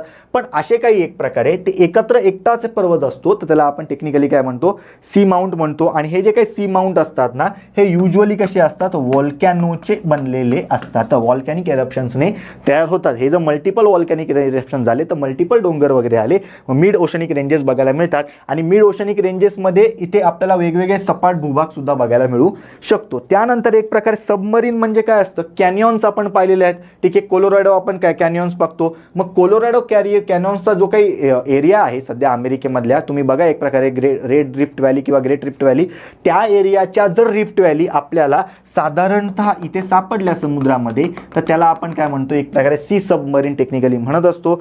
त्यानंतर एक प्रकारे गुयॉट्स म्हणजे काय असतं, आता कधी कधी काय तयार होतं की एक प्रकारे हे जे काही सी माउंट्स असतात ना किंवा या म्हणजे मिड ओशनिक रेंजेस असतात ह्यांचा जो काही एक प्रकारे वरचा भाग असतो ना हा टेक्निकली भूभाग म्हणून कन्सिडर केला जात नाही. का, कारण तो एक प्रकारे पाण्याच्या वर जात नाही, पण तो फ्लॅट असा स्वरूपाचा असतो, फ्लॅट स्वरूपाचा असतो. ठीक आहे, मग हा जो काही एक प्रकारे फ्लॅट स्वरूपाचा असतो ज्याला टेक्निकली आपण काय म्हणतो, गुयॉट्स किंवा गायट्स म्हणून ओळखलं जातं. आणि शेवटचा अटोल म्हणजेच एक प्रकारे समुद्राच्या वरचा साधारणतः रिजन आपण कन्सिडर करतो. मग हे टेक्निकली काय झाले, आपले मेजर आणि मायनर रिलीफ्स किंवा डिव्हिजन झाल्या. इथे मेजर रिलीफ्स विचारलेल्या होत्या, कॉन्टिनेंटल शेल्फ, कॉन्टिनेंटल प्लेन, त्यानंतर एक प्रकारे काय तर डीप सी प्लेन आणि एक प्रकारे ओशनिक डिप्स. मग कॉन्टिनेंटल रिज अँड हिल्स आपण आत्ताच पाहिल्या. रिज म्हणजेच काय, मिड ओशनिक रेंजेस आपण पाहिल्या. ठीक आहे, त्यानंतर हिल्स म्हणजेच काय, आपण सी माउंट पाहिले आणि सोबत काय पाहिले, गुयॉट्स पाहिले. ठीक आहे, सी प्लाटू गुयॉट्स म्हणून पाहिले. ठीक आहे, हे लक्षात ठेवणं आपल्याला इथे गरजेचं आहे. हे मेजर मायनरवर आपल्याला पुन्हा प्रश्न येऊ शकतो. दोनदा ऑलरेडी सी याच्यावर प्रश्न आलेला होता. पुढचा घटक बघा, पुढे बघा. अगेन हाच प्रश्न मला तुम्हाला सांगायचा होता. ठीक आहे, वेगवेगळ्या खंडातले वेगवेगळे पठार आपल्याला आयोग विचारतं, जे आपल्याला माहिती असणं इथे गरजेचं आहे. आता हे बघत असताना मी तुम्हाला एक काय सांगेल, आपण थोडंफार लॉजिक लावणं गरजेचं आहे, थोडंफार. म्हणजे आपण मगाशी काय बघितलं रे, कोलंबिया मगाशी आपण बघितलं, कोलंबिया पठार. ठीक आहे, मागच्याच प्रश्नामध्ये होतं. म्हणजेच साधारणतः जर आपण बघतोय कितव्या प्रश्नामध्ये होतं, तर बघा आपल्याला जेव्हा कोलंबिया पठार आपण ज्वालामुखीचं तयार झालेलं पठार 21व्या प्रश्नात बघितलं, सेम आता इथे लावायचे ते 26व्या प्रश्नामध्ये. कोलंबिया पठार आपण कुठे बघितलं, उत्तर अमेरिकेत बघितलं. अचं 4 लावा, बाकीचे 2 तुमचे ऑप्शन कट झाले. त्यानंतर बाकी सगळं जाऊया. जर कोलंबिया उत्तर ह्याच्यामध्ये आहे तर बोलिव्हिया कुठे आहे, दक्षिण अमेरिकेत बघायला मिळतं. बीचं 3 लावा, संपवा विषय. किंवा चला तुम्हाला अजून एक ऑप्शन मी टेक्निकली सांगतो. इथे ऑप्शन क्रमांक 3 ह्याचं ते उत्तरच आहे, पण ह्याच्यातनं तुम्हाला मी अजून एक गोष्ट सांगतो. तुम्हाला एवढं तर कळतंय, सेंट्रल मॅसिफ आणि युनान हे अमेरिकेत नाही, कोलंबिया आणि बोलिव्हिया हे अमेरिकेत आहे. म्हणजेच ए आणि 2चं कधी कधी असंही तुम्हाला डोकं लावणं गरजेचं आहे. ए आणि 2चं उत्तर आयदर 3 आणि 4 असू शकतं किंवा 4 आणि 3 असू शकतं. मग 3 आणि 4 हे तर पाहिजेत, 4 आणि 2 आहेत हा ऑप्शन कट, 2 आणि 3 आहेत हा ऑप्शन कट, 3 आणि 4 ऑप्शन आहे हे उत्तर असू शकतं, 1 आणि 2 हा ऑप्शन कट. हे सुद्धा तुम्हाला डोकं लावायचं आहे. ठीक आहे, हे जर तुम्ही करून घेतलं तर तुम्हाला एक आपण म्हणू ना की पेपर जेवढे तुमची एक प्रकारे ॲनालिसिस असतं तेवढं तुमची एक प्रकारे टेक्निक स्वतः तयार होतात. हे स्वतः तयार झालेली टेक्निक आहे, तुम्ही करणं गरजेचं आहे. ठीक आहे, याचा खूप मोठा एक प्रकारे रिपोर्टच आहे आपल्याकडे बनलेला नोट्सच्या माध्यमातून. 50 आपण एक प्रकारे पर्वत पठार हे आपण सांगू शकतो, पण तो नंतरचा घटक. प्रश्न आला तर कसा सोडवायचा, तो या पद्धतीने सोडवायचा. अजून तुम्हाला दुसरी मी गोष्ट सांगतो. इथे एक प्रकारे युनान कशाशी जोडलेलं आहे मित्रांनो, आशियाशी जोडलेलं बघायला मिळतं. सेंट्रल मॅसिफ पठार कशाशी जोडलेलं आहे, तर आपण टेक्निकली काय बघतो, सेंट्रल मॅसिफ पठार त्यांनी युरोपशी जोडले. आता तुम्हाला एक छोटीशी डायग्राम दाखवतो. मॅपिंग पुन्हा एकदा का गरजेची आहे. ठीक आहे, जेव्हा आपण सेंट्रल मॅसिफ पठार बघतोय,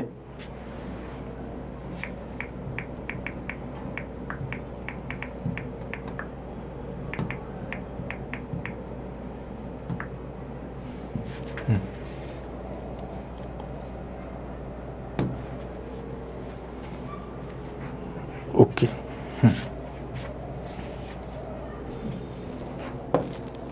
कुठे येते सेंट्रल मॅसिफ पठार, फ्रान्समध्ये.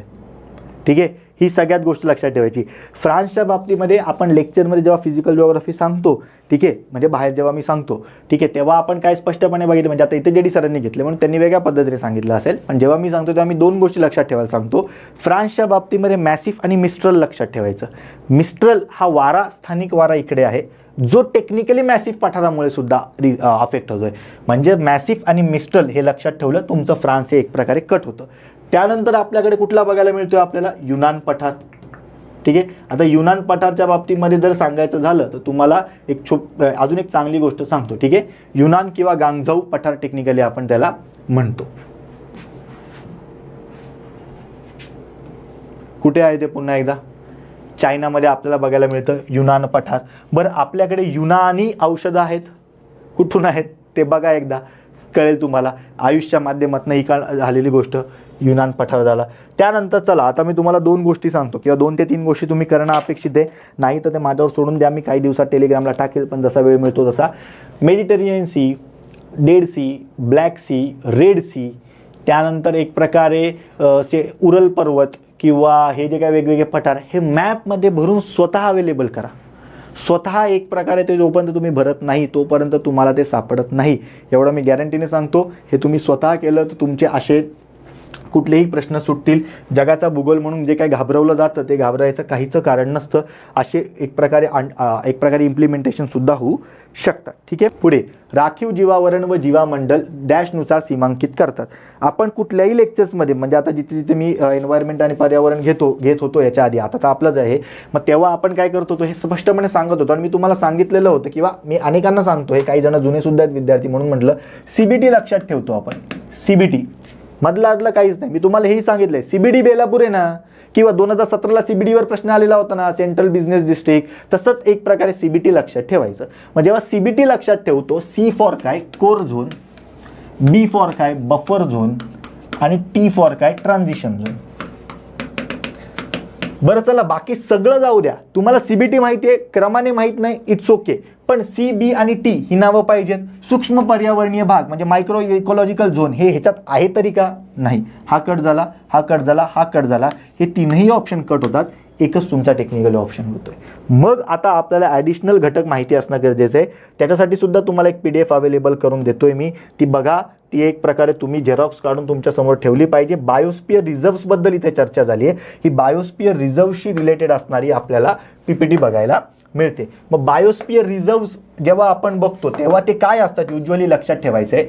आता आपल्याकडे नॅशनल पार्क्स आहेत, ठीक आहे. 2021ला नॅशनल पार्कवर प्रश्न आहे, 2022ला बायोस्फिअर रिझर्ववर प्रश्न आहे, ठीक आहे.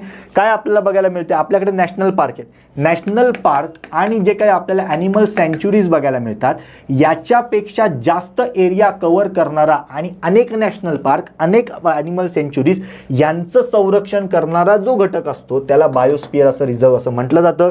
दे protected larger areas of natural habitat than a typical national park or animal सँच्युरी and often include one or more national park and reserves. एकापेक्षा जास्त ह्याच्यामध्ये असतात. प्रोटेक्शन इज ग्रांटेड म्हणजेच काय, ॲनिमल सँच्युरीमध्ये अभयारण्य प्राण्यांसाठी, नॅशनल पार्कमध्ये जतन करणं कन्झर्वेशनचं झोन आपल्याला बघायला मिळतो. पण हे कोणाचं इथे कन्झर्वेशन आहे, फक्त आणि फक्त ॲनिमलचं कन्झर्वेशन आहे. काही ठिकाणी आपल्याला फौनाचं कन्झर्वेशन फ्लोराचं कन्झर्वेशन सुद्धा बघायला मिळतं. But not only flora and fauna, ठीक आहे, पण तिकडे राहत असलेल्या एक प्रकारे मानवी जमातींचं, मानवी जमाती खास करून जे आपल्या आदिवासी बंधू भगिनी जमाती आहेत त्यांचं संरक्षण करण्याचं काम सुद्धा बायोस्फिअर रिझर्वच्या माध्यमातून केलं जातं. Not only flora and fauna of the protected region but also to the human communities who have inhabited this regions and their ways of life. म्हणजे काय, जी काय त्यांची संस्कृती आहे त्यांचं सुद्धा जतन केलं जातं. याच्या 3 झोन असतात. CBT हा डार्कवाला कोर झोन आहे, त्याच्या बाहेरचा कुठला आहे बफर झोन आहे. तिसरा काय ट्रान्झिशन झोन आहे. ट्रान्झिशन कुठलं, नॉर्मल एरियाजमधनं या बायोस्फिअर रिझर्वमध्ये यायचं असेल तर तो एरिया हा ट्रान्झिशन झोन असतो. मग इथे आपल्याला कळालं पाहिजे की हे एक प्रकारे 3 एरिया नक्की करतात काय, हे असतात कशाला. मग जेव्हा आपण कोर झोनबद्दल बोलू तेव्हा आपल्याला काय लक्षात राहिलं पाहिजे, हा स्ट्रिक्टली सांगायचा एक शब्द इथे, स्ट्रिक्टली हा एरिया आपल्याला कसा बघायला मिळतो तर एक प्रकारे प्रोटेक्टेड एरिया बघायला मिळतो. Strictly protected area, human activities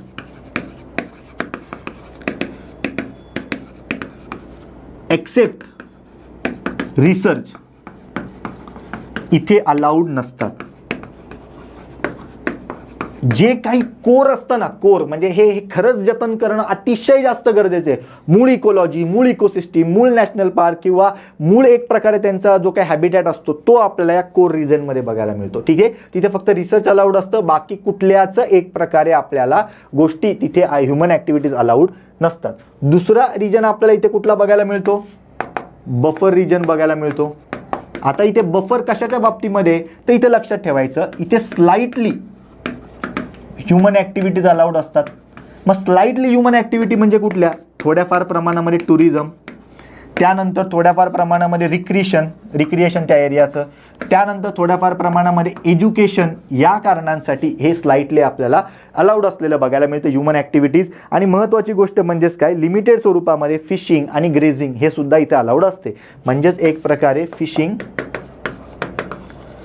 त्यानंतर ग्रेझिंग, चराई इथे ती आपल्याला असलेली अलाउड असलेली बघायला मिळते, ठीक आहे. चलो त्यानंतर इथे ऑब्व्हियसली रिसर्च तर इथे आहे तर इथे सुद्धा तो असणार, पण चला लिहितो नाही तर तुम्ही कन्फ्यूज व्हाल, ठीक आहे.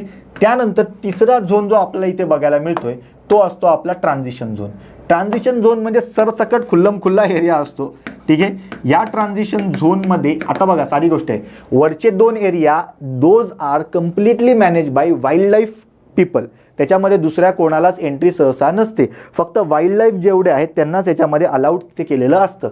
मग त्यानंतर जेव्हा आपण बघतोय की जे काही वाईल्ड लाईफ आपलं ॲडमिनिस्ट्रेशन आहे, ठीक आहे, या वाईल्ड लाईफ ॲडमिनिस्ट्रेशन सोबत नॉर्मल पब्लिक यांच्या मदतीने एक प्रकारे काय केला जातो, हा जो काही ट्रान्झिशन झोन आहे हा एक प्रकारे मॅनेज केला जातो. मग इथे मोठ्या प्रमाणामध्ये की एक प्रकारे तुम्हाला कल्टिवेटेड लँड सुद्धा इथे बघायला मिळतील, ट्रायबल मॅनेजमेंट सुद्धा इथे बघायला मिळते, वन्य पदार्थ किंवा वन्यजीव जेवढे काही आपल्याकडे एक प्रकारे आहेत त्यांचं जी काही आर्थिक गोष्ट आहे त्याच्या संदर्भातली ती बघायला मिळते. मोठ्या प्रमाणामध्ये टुरिझम इथे चालतं, मोठ्या प्रमाणामध्ये कॅटल ग्रेझिंग इथे चालते, सर्व इथे अवेलेबल असतं. बट त्याला सुद्धा एक स्लाइड किंवा बेसिक आपल्याला इथे काय बघायला मिळतं, रिस्ट्रिक्शन बघायला मिळतं. बेसिक नियम तर कंपल्सरी असतात आणि हाच एरिया एक प्रकारे नॉर्मल एरियापासून आपल्या बायोस्फिअर रिझर्व्सला काय करत असतो, विलग करत असतो. ठीक आहे, म्हणजे बायोस्फिअर रिझर्व्ह ही आपल्याला खूप मोठी संकल्पना बघायला मिळते.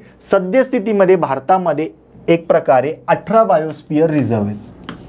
ठीक आहे, या 18 पैकी जे 12 आहेत ना, ठीक आहे, या 18 पैकी जे 12 आहेत यांना युनायटेड नेशनचा एक प्रोग्राम आहे, त्यांनी सुद्धा मान्यता दिलेली आहे. युनायटेड नेशनचा एक मॅब प्रोग्राम आहे, man and the biosphere programme, यांना मान्यता त्यांनी दिलेली आहे. युनायटेड नेशनच्या या मॅप प्रोग्राममध्ये हे 12 बघायला मिळतात. मग हे 12 कुठले, तर हे 18च्या 18 तुमच्या समोर आहेत. सगळ्यात पहिला कुठला हे पण लक्षात ठेवा, 1986चा निलगिरी बायोस्फिअर रिझर्व्ह. डायरेक्ट प्रश्न जोडायला हवा, त्यांचे राज्य ह्याच्या बाबतीमध्ये येऊ शकतो किंवा त्यांच्या टाईपच्या बाबतीमध्ये येऊ शकतो. हिमालयाचा आहे, वेस्टर्न घाटचा आहे, ठीक आहे, हे तर कळून जाईल, पण त्यांचे ॲटलिस्ट राज्य कुठलेत हे तुम्हाला इथे विचारलं जाऊ शकतं. निलगिरी कुठे आहे, मग कर्नाटक, तामिळनाडू, केरळ इथे बघायला मिळतं. त्यानंतर नंदादेवी आहे, म्हणजेच पुन्हा उत्तराखंडकडे जातोय आपण. 1998च पुन्हा नोकरेक बघायला मिळतं. 1989चं गल्फ ऑफ मन्नार म्हणजे तमिळनाडू आहे, नोकरेक मेघालयमध्ये. 1989 सुंदरबन वेस्ट बेंगॉलमध्ये, मानस आसाममध्ये. ह्याच्यावर जोडायला हवा सुद्धा आपल्याला मागच्याच वर्षी आलेल्या होत्या 21च्या दरम्यान. ठीक आहे, त्यानंतर आपण काय बघतोय पुन्हा एकदा काय काय आहे, ग्रेट निकोबार ऑब्व्हियसली अंदमान निकोबारमध्ये, सिमलीपालवर पण प्रश्न आला आहे ओडिसामध्ये, दिहांग दिबांग नावावरनंच कळते प्रश्न आलेला आहे अरुणाचल प्रदेशमध्ये, दिब्रू सायखोवा आसाममध्ये, पंचमरी बायोस्फिअर रिझर्व्ह मध्य प्रदेशमध्ये, कांचनजोंगा पुन्हा आसाम ह्याच्यावर प्रश्न आलेला होता सिक्कीममध्ये, अगस्त्यमलाई ह्याच्यावर प्रश्न येतोय आपल्याला केरळ तमिळनाडूमध्ये. त्यानंतर अचनकमेरका अमरकंटक हे आपल्या मध्य प्रदेश छत्तीसगडमध्ये, अमरकंटकवर सुद्धा प्रश्न आला आहे नर्मदेच्या माध्यमातून. ग्रेट रन ऑफ कच्छ पुन्हा आपल्याला कळते गुजरातमध्ये आहे. कोल्ड डेझर्ट हिमाचल प्रदेशमध्ये आहे. ठीक आहे, हे फक्त लक्षात ठेवा, नाहीतर इथं लडाख मारून द्याल तुम्ही. त्यानंतर शिशाचलम हिल्स बायोस्फिअर आंध्र प्रदेशमध्ये, पुष्पा आणि पन्ना मध्य प्रदेशमध्ये बघायला मिळतं. आता हे 18 आहेत, हे 18च्या 18 तुम्हाला कशा लक्षात ठेवायचे आहेत, सरसकट एक प्रकारे त्यांना सगळ्यात पहिला कुठला आहे तर आपण बघतोय, तर सगळ्यात पहिल्यांदा आपल्याला निलगिरीचा बघायला मिळतो, हा एक प्रश्न येतो. सगळ्यात शेवटचा कुठला आहे हा आपल्याला एक प्रश्न येतो. मग कुठलं पन्ना 2011ला दिलं मध्य प्रदेशमधलं, हा एक प्रश्न आहे. त्यानंतर तुम्हाला ते 18 आणि 12 कसे लक्षात ठेवायचे, मुळात सर्व कुठल्या राज्यात आहेत हे तर तुम्हाला बेसिक अंडरस्टँडिंगने कळून जातं. तुम्हाला माहिती एरिया कुठे असतात असं आहे. हां, काही काही चुकू शकतात की बाबा नोकरेक कुठे माहितीच नाही, किंवा कोल्ड डेझर्टच्या बाबतीमध्ये एक प्रकारे चूक होऊ शकते, मग ते उत्तराखंडच्या ऐवजी लडाख मारून याल वगैरे वगैरे या बाबतीमध्ये. ठीक आहे, पण बाकीच्या हिमाचल प्रदेशच्या ऐवजी लडाख मारून याल. पण बाकीच्या बाबतीमध्ये काय आपल्याला एक अजून एक ॲस्पेक्ट कसं लक्षात ठेवायचं आहे की हे 18 आहेत ना, 18 पैकी 12 त्या एक प्रकारे मॅपमध्ये येतात. मग जे एक प्रकारे निळ्या पेनाने हायलाईट केलेत ना, निळा आपल्याला दिसतंय, हे ते 12 आहेत ज्या मॅपमध्ये येतात. ठीक आहे, प्रश्न कसा तयार होऊ शकतो आपल्याला की मॅपमध्ये कोणते येतात किंवा कोणते येत नाहीत. पण 12 आणि 6 हे असं वर्गीकरण आहे आपल्याकडे 18चं, हे येतात, हे येत नाहीत. मग तुम्ही ह्या 6 पाठ करा, याच्या बाहेरचे सगळे येतात असं म्हणा. कारण जर तुम्हाला रॅन्डम प्रश्न आला ना तर तुम्हाला मी एवढं स्पष्टपणे सांगतो, बाकीच्यांच्या बाबतीमध्ये जाऊ द्या, पण सरसकट एक गोष्ट आहे, हे मानस तुम्हाला वाटतं असेलच, कारण त्यातल्या त्यात फेमस नाव बघायला वाटतं. त्यानंतर दुसरं म्हणजेच काय, ग्रेट रन ऑफ कच्छ असेलच असं तुम्हाला वाटतं. अगस्त्यमलाई अमरकंटकला तुम्ही नाही म्हणाल आणि चुकून त्यांना हो म्हणाल. मग अशा वेळेस हे 6 तुम्हाला लक्षात राहिले पाहिजेत. 6च्या 6 सोपे आहेत. कसे लक्षात ठेवायचे, एक आहे आपला मानस, त्यानंतर आहे दिहांग दिबांग दिब्रू सायखोवा, हे एक लक्षात ठेवायचं. त्यानंतर एक प्रकारे उरलेले 3 कुठले आहेत, कोल्ड डेझर्ट, कच्छोत्तरण आणि शेषाचलम. म्हणजे 6 तुम्ही जर लक्षात ठेवले तर याच्या बाहेरचे तुम्हाला तिकडमध्ये नाहीत, हे तुम्ही बघू शकतो. म्हणजे एक प्रकारे कितीही कठीण प्रश्न आला, कितीही डीपमध्ये जायचा झाला तरी आपण त्या प्रश्नाच्या उत्तरापर्यंत डॉट पोचतोय, त्याच्यामध्ये जास्त वेगळं डोकं लावायची गरज लागत नाही.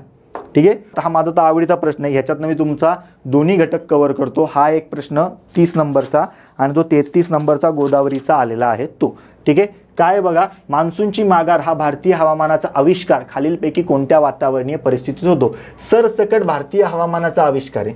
ठीक आहे, नैऋत्य, बरं, सूर्याचे भासमान भ्रमण हे जे कोणी म्हणत होतं ना, हे डायरेक्ट शिक्षकच बदला. ठीक आहे, मधला आदला ठेवूच नका. अनेकांनी याचं उत्तर दिलं, मित्रांनो सूर्याचे भासमान भ्रमण कसं असेल रे, सूर्य थोडी भ्रमण करतोय, पृथ्वीचं भ्रमण असतं ना ते. बरं सूर्य एक प्रकारे उगवतो नष्ट नाही होते किंवा हे नाही, पृथ्वी फिरते म्हणून तर तसं वाटतंय आपल्याला. बरं त्याच्यामुळे काय होतंय तर साधारणतः दिनमान कक्षा आपली बदलते, त्याचा इम्पॅक्ट टेक्निकली वातावरणावर होत नाहीये किंवा पाऊस त्याच्यामुळे पडतोय की काय असंही होत नाहीये. पाऊस पडण्यासाठी अक्षवृत्त आपल्याला मॅटर करतोय, कंपॅरेटिव्हली रेखावृत्त. सूर्याचे भासमान भ्रमण रेखावृत्त साईडला जातोय, त्यामुळे हा ऑप्शन तर आधी इथल्या इथे कट करा. त्यानंतर बघा आता भारतीय उपखंडात निर्माण होणारी वायुभार भिन्नता.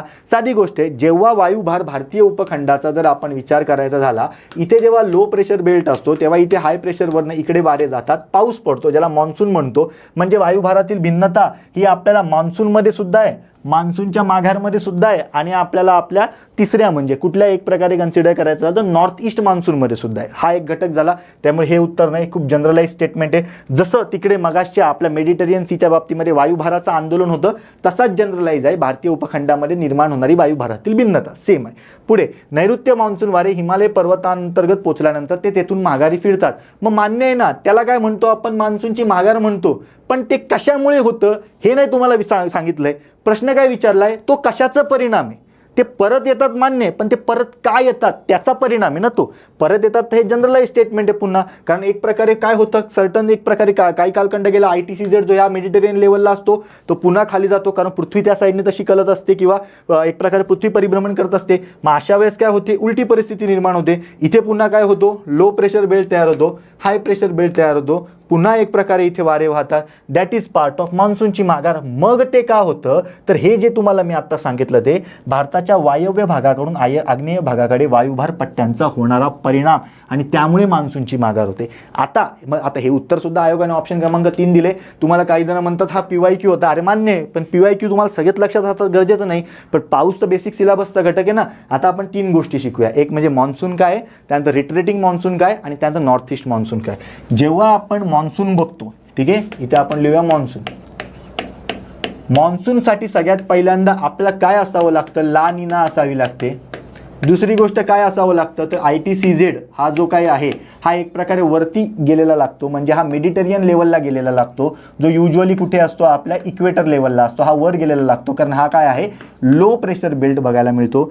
तिसरी गोष्ट आपल्याला काय इथे बघायला मिळते, वेस्टर्लीजचं प्रमाण आपल्याला इकडनं या साईडला गेलेलं बघायला मिळतं, म्हणजे ती जागा जी हाय प्रेशरची असते ती लो प्रेशरची ITCZच्या माध्यमातून घेतली जाते. मग जेव्हा असं होतं तेव्हा मान्सून आपल्याला कसा बघायला मिळतो, हा नैऋत्य मोसमी वाऱ्यांपासून आलेला बघायला मिळतो. बरं जेव्हा मान्सून येतो तेव्हा त्याचा एक बेल्ट कसा असतो, आपल्या सह्याद्रीकडे विंध्य पर्वताकडे जातो, इकडे तर हिमालय आपला नो डाऊट आहेच, ठीक आहे. म्हणजेच काय, आणि इथे अरवली पर्वत आहे, त्याचा एक प्रवाह जो काही आपल्याला मान्सूनचा बघायला मिळतो, त्या मान्सूनचा एक प्रवाह टेक्निकली असा जातोय, ठीक आहे. प्रतिरोध निर्माण होतो सह्याद्रीमुळे, त्याने तिकडे पाऊस टाकला. काही वारे वाहून पुढे जातात आणि अल्टिमेटली विंध्य पर्वताला कन्सिडर करून छोटा नागपूर पठाराकडनं एक प्रकारे या साईडला टर्न घेतलेले असतात किंवा पुढे जातात. छोटा नागपूर पठाराला सुद्धा एक प्रकारे सुपरसीड करून खाली येणारे ते एक प्रकारे हिमालय किंवा गारो खासी जयंतीयामुळे पुन्हा एक प्रकारे इथे वळतात. हा एक घटक झाला, जे नंतर अल्टिमेटली कुठपर्यंत जाऊ शकतात ते आपण बघूया. दुसरा घटक काय असतो, तो सह्याद्री पर्वत ओलांडतच नाही, वाऱ्याचा दुसरा प्रवाह तो डायरेक्टली एक प्रकारे वर जातो, वर इकडचा म्हणजे गुजरात रिजनमधनं तो वर जातो. इथे अरवली पर्वत त्याला दिसतो, त्यामुळे तो अरवलीच्या खालनं समांतर पूर्वेकडनं एक प्रकारे वर जातो. अरवलीच्या त्या साईडला त्याला जाता येत नाही किंवा फार कमी प्रमाणात तो जातो, म्हणून इथे आपल्याला थरचं वाळवंट आहे. अल्टिमेटली हे दोन्ही वाऱ्यांचे प्रवाह सर्टन वेळानंतर आपल्याला आपल्या पंजाब रिजन म्हणजे वायव्य रिजनमध्ये बघायला मिळतात, ठीक आहे. त्यानंतर हा जो काही पाऊस पडण्याचा प्रकार आहे ह्याला आपण मान्सून म्हणतो. बरं मान्सूनमुळे पाऊस कधी होतो तर लक्षात ठेवायचं, जून, जुलै आणि ऑगस्ट याच्यामध्ये आपण काय म्हणूया, किंवा सप्टेंबरचा थोडा भाग ह्याच्यामध्ये काय असतो मान्सून आपल्याला बघायला मिळतो. आता त्यानंतर सप्टेंबर आणि ऑक्टोबरमध्ये आपल्याकडे काय होतं, रिसेंटली जो आता सध्या ऑक्टोबरमध्ये पाऊस पडतोय तो, त्यानुसार जर आपण बघायचं झालं तर त्याला आपण काय म्हणतो, रिट्रेटिंग मान्सून म्हणतो, किंवा त्याला आपण मान्सूनची माघार असं म्हणतो, किंवा एकदम सोप्या भाषेमध्ये त्याला आपण परतीचा पाऊस म्हणतो. जो ज्या मार्गाने येतो तो त्या मार्गाने परत जातो. म्हणजे इकडनं येणारा भाग पुन्हा एकदा खालनं परत जातो, इकडनं येणारा भाग याच दिशेने पुन्हा परत जातो. म्हणजेच अल्टिमेटली आपल्याला वरच्या इथे जिथे सुरुवातीला लो प्रेशर बेल्ट होता तिथे हाय प्रेशर बेल्ट तयार होतो. हा हिमालय तर आपला आहेच आहे. इकडे हाय प्रेशर बेल्ट तयार असतो. इथे सुद्धा एक प्रकारे कन्सिडर करायचं झालं तर खालती लो प्रेशर बेल्ट तयार होतो. वारे जसे आलेले आहेत तसे ते जात असतात आणि ते तसे जात असताना पुन्हा त्यांच्यामध्ये तेवढी ताकद नसते की ते एक प्रकारे सह्याद्रीला मोठ्या प्रमाणामध्ये छेदतील, त्यामुळे ते इकडनं जातात. पण इकडे आपल्याला गोदावरी आहे, यमुना आहे, चंबळ सिंध बेटवा केन आहेत, इकडची ब्रह्मपुत्र आहे, इकडची गोदावरी आहे, कृष्णा आहे, कावेरी आहे, महानदी आहे, नर्मदा आहे, तापी आहे. मग ह्यांच्यामुळे त्यांच्यामध्ये थोडाफार प्रमाणात बाष्प येतो आणि ते अल्टिमेटली काय करत असतात, इकडे आपल्याला थोडा थोडा पाऊस पाडतात. त्याला मान्सूनची माघार असं म्हणतो. त्याचा आणि नॉर्थ ईस्टचा काही बेसिक संबंध नाही. ठीक आहे, ते इंटरकनेक्टेड आहेत कारण मान्सूनची माघारची पुढची स्टेप आपल्याला नॉर्थ ईस्ट मान्सून आहे. पण आपल्याला ही बेसिक स्टेप जेव्हा आपण बघतो तेव्हा त्याचा आणि ह्याचा डायरेक्टली तसा संबंध नाही. म्हणून मग आपण बघतो की मान्सूनची माघार ही कुठून सुरू होते, वायव्यपासून सुरू होते आणि एक प्रकारे आग्नेयपर्यंत त्याचा संबंध असतो. का? कारण हिमालय आपला तसा आहे, हिमालयाच्या वरती वारे वाहून जात नाही आणि एक प्रकारे पावसाचा एंड कुठे होतो मान्सूनचा, इथे बघितलाय वायव्य भागात येतो. कारण इकडचा एक वाऱ्याची फेज, त्यानंतर इकडे वाहून गेलेली इकडची इथपर्यंत आलेली दुसरा वाऱ्याचा प्रवाह हा एकत्र इथे येतो आणि हाच इथे मोठ्या प्रमाणात आलेला होता. तिथे ती ढगफुटी निर्माण झाली म्हणून केदारनाथ सुद्धा आपल्याला झालेलं एक प्रकारे बघायला मिळते. अरे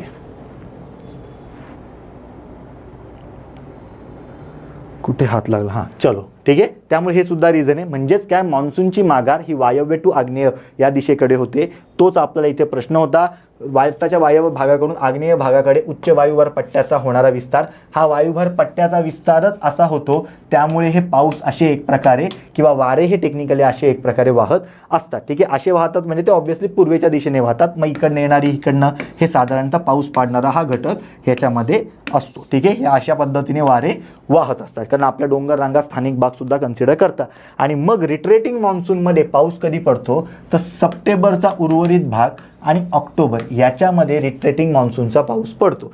त्यानंतर आपला कालखंड येतो, तो म्हणजे आपला तिसरा घटक, ज्याला आपण काय म्हणतो, नॉर्थ ईस्ट मान्सून, ज्याला आपण ईशान्येचा पाऊस म्हणतो. ईशान्येचा पाऊस किंवा त्याला काय म्हटलं जातं, नॉर्थ ईस्ट मान्सून असं म्हटलं जातं. इथे सिच्युएशन काय आहे, पुन्हा एकदा सह्याद्री बघायचं आहे. पण इथे आता हा आपला नॉर्थ ईस्ट भाग जो आहे ना, हा खूप जास्त चर्चेतला भाग आपल्याला इथे बघायला मिळेल. आता इथे काय झालंय, हा पाऊस कधी असतो बरं, ह्याच्यामुळे फक्त आणि फक्त भारताच्या तमिळनाडू रिजनच्या इथे किंवा खास करून चेन्नई रिजनमध्ये पाऊस पडतो. आणि नॉर्थ ईस्ट पावसामुळे आपल्याकडे फक्त आणि फक्त डिसेंबर किंवा समजा नोव्हेंबरचे काही दिवस, पण युजली फक्त डिसेंबरमध्ये आपल्याला हा पाऊस पडत असतो. मग आता काय होतं, आपल्याला एक ऑक्टोबर हिट संकल्पना आहे. ठीक आहे, ऑक्टोबर हिटचे 15 आपण काय बघतो, पहिले 15 दिवस एकदम आपल्याला असं गरम होतं, पाऊस पडलेला असतो, गरम होतं आणि नंतर पुन्हा थंडी सुरू होते.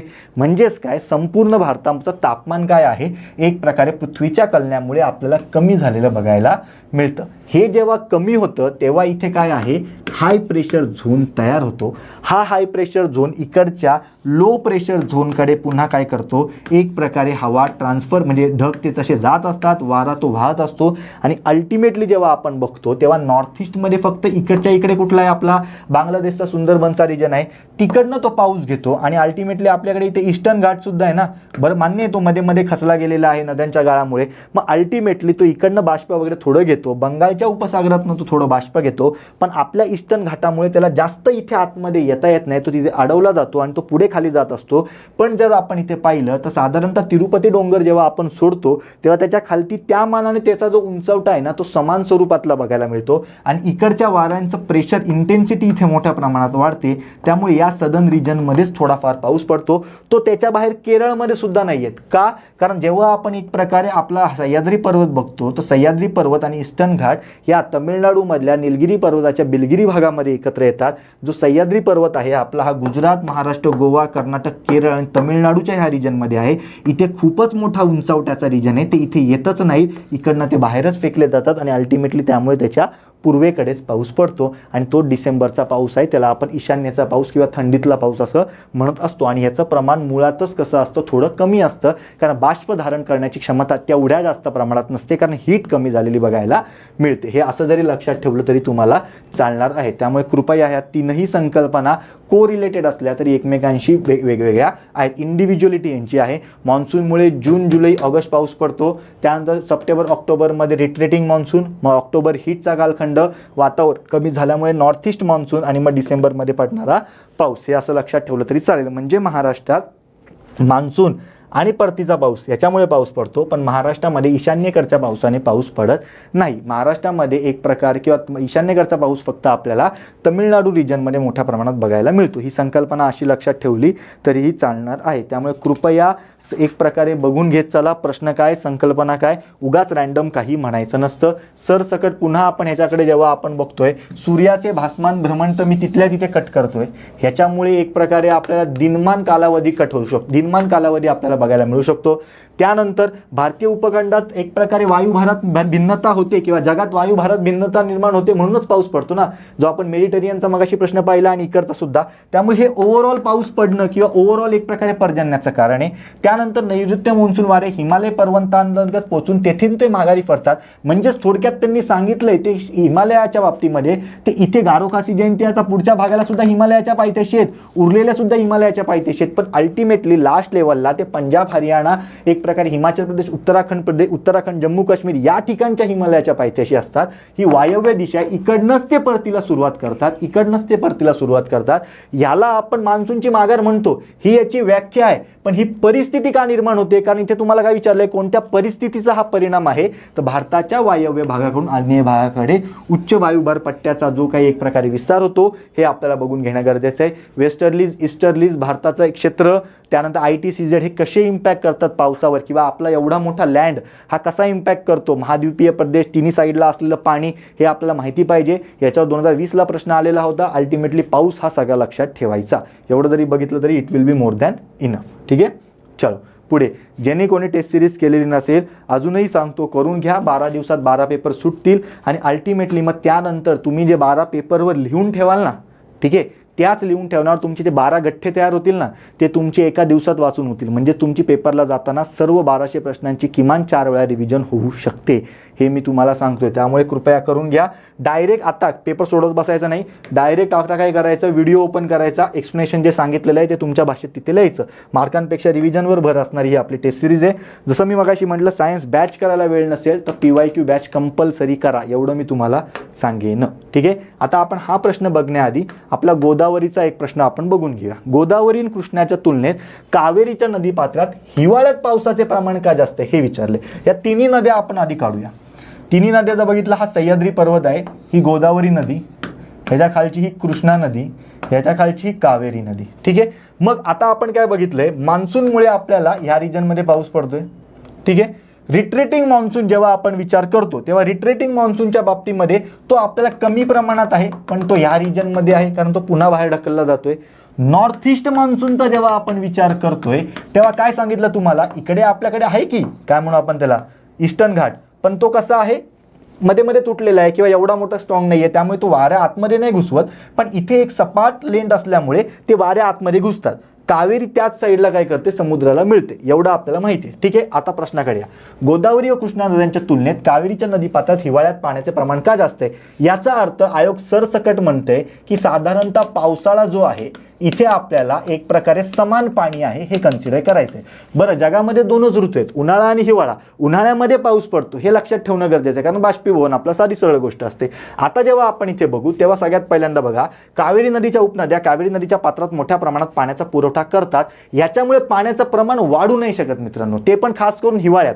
ठीक आहे, हे ओव्हरऑल वाढेल किंवा ओव्हरऑल कमी होईल, म्हणजे सर्व नदीच्या खोऱ्यामध्ये पाणी गेलं पावसामुळे तर पाणी वाढतं, पाणी नाही झालं तर कमी वाढतं. स्पेसिफिकली हिवाळ्यात हिवाळ्याचा इथे टेक्निकली काही संबंध लागत नाही. दुसरी गोष्ट, नैऋत्य मान्सून वाऱ्यांमुळे कावेरी नदीच्या पात्रात पर्जन्यवृष्टी मोठ्या प्रमाणात होते. मग ती तर गोदावरी आणि कृष्णेच्या बाबतीत सुद्धा होते ना, कारण ह्या दोघांचं नदी पात्र कुठेतरी आपल्या सह्याद्रीच्या या साईडला सुद्धा बघायला मिळते.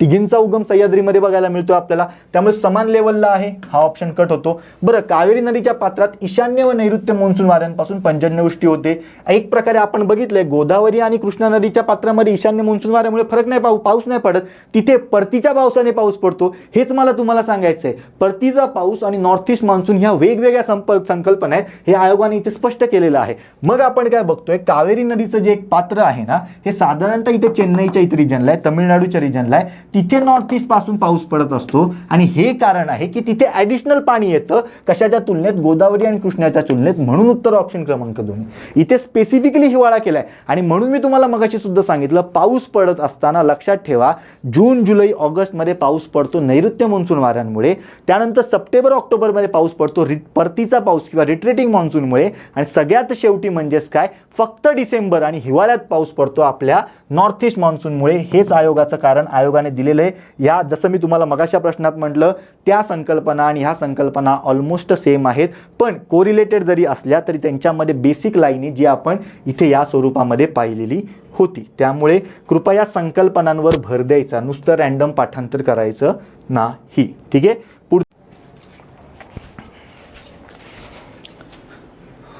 नमस्कार मित्रांनो, 2017च्या पर्यावरणाच्या PYQ मध्ये त्या लेक्चरमध्ये स्वागत आहे. हे आपण 5 प्रश्न इकडे बघणार आहोत आणि त्याचं ॲनालिसिस बघणार आहोत.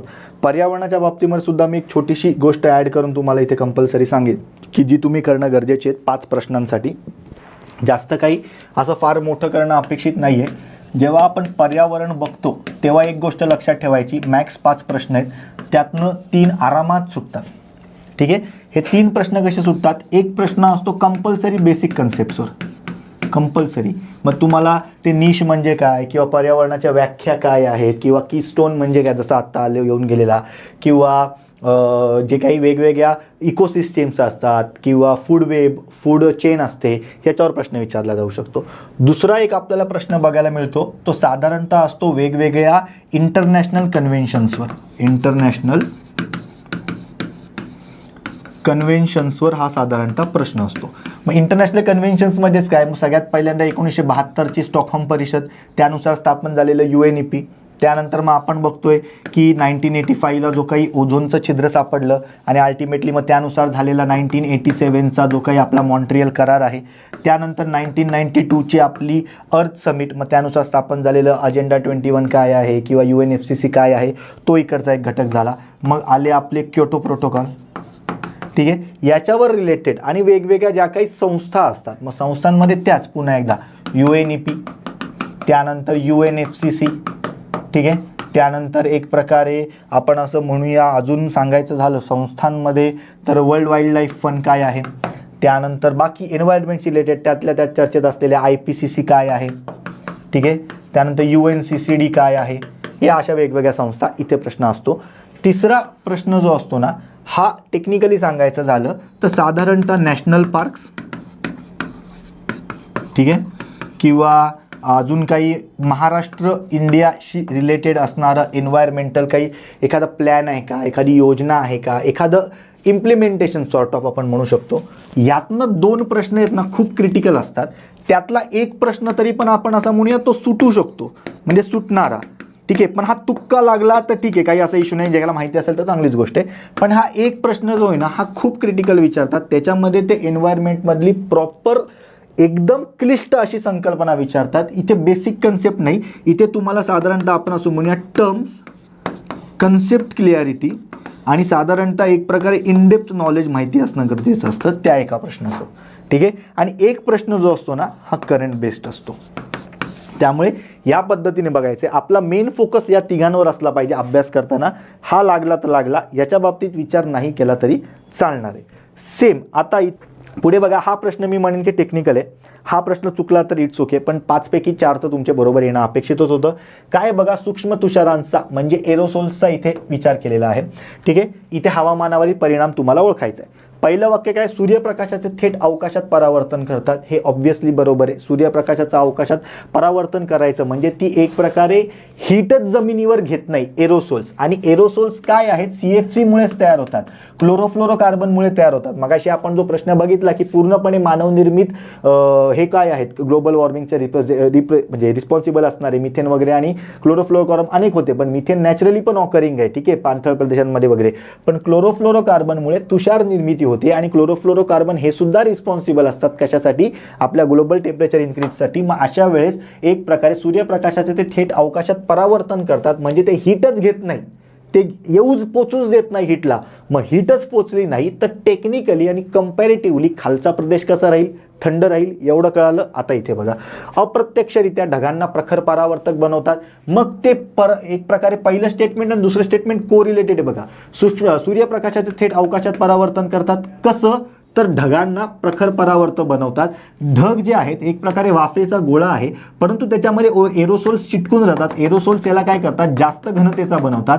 ह्याच्यातनं जो येणारा सूर्यप्रकाश असतो तो एक प्रकारे खालीच पोचत नाही. म्हणजे पुन्हा एकदा दुसरं वाक्य काय सांगते, हीट खाली पोचू देत नाही, म्हणजे हा खालचा प्रदेश कसा राहतो, अगेन थंड राहतो. पहिलं स्टेटमेंट बरोबर आहे, दुसरंही बरोबर आहे. अ आणि ब बघायचं झालं तर साधारणतः तुमचे 2 ऑप्शन कट होत आहेत. सूक्ष्म तुषारांचा हवामान प्रणालीवर निव्वळ थंड परिणाम असतो. ऑब्व्हियसली हे काय करणार आहेत, निव्वळ थंड परिणाम म्हणजेच काय, नेट आपण काय बघतो, कूलिंग इफेक्ट. ह्याच्यातनं कुठेही तुम्हाला असं दिसतंय का की ते थंड पण करतात वातावरण आणि एक प्रकारे गरम पण करतात, नाही. क्लिअर कट काय आहे की ते सूर्यप्रकाशालाच खाली पोचू देत नाही, म्हणजेच ते एक प्रकारे नेट कूलिंग करतात त्या वातावरणाची. म्हणजे गरजेपेक्षा म्हणजे जी बेसिक गरजेची हीट असते ती सुद्धा पोचू देत नाही आणि अल्टिमेटली तो प्रदेश तो कूल करायचा, कूल डाऊन करायचं काम करतात. म्हणजेच त्यांचा नेट कूलिंग इफेक्ट असतो हवामानावर. म्हणजे ते हवामानाला फक्त थंडच करतात, गरम करत नाही. मानव निर्मित सूक्ष्म तुषारांमुळे नागरी तापमान वाढीस काही प्रमाणात आळा बसतो, हे इथे स्टेटमेंट विचारलेले. बरं, ABC इथे पण करेक्ट आहे, इथे पण करेक्ट आहे. आता तुम्हाला डीवर फोकस करायचा आहे. मानव निर्मित सूक्ष्म तुषारांमुळे नागरिक तापमान वाढीस एक प्रकारे जबाबदार असते, हे स्टेटमेंट अर्धवट राहिलेलं आहे.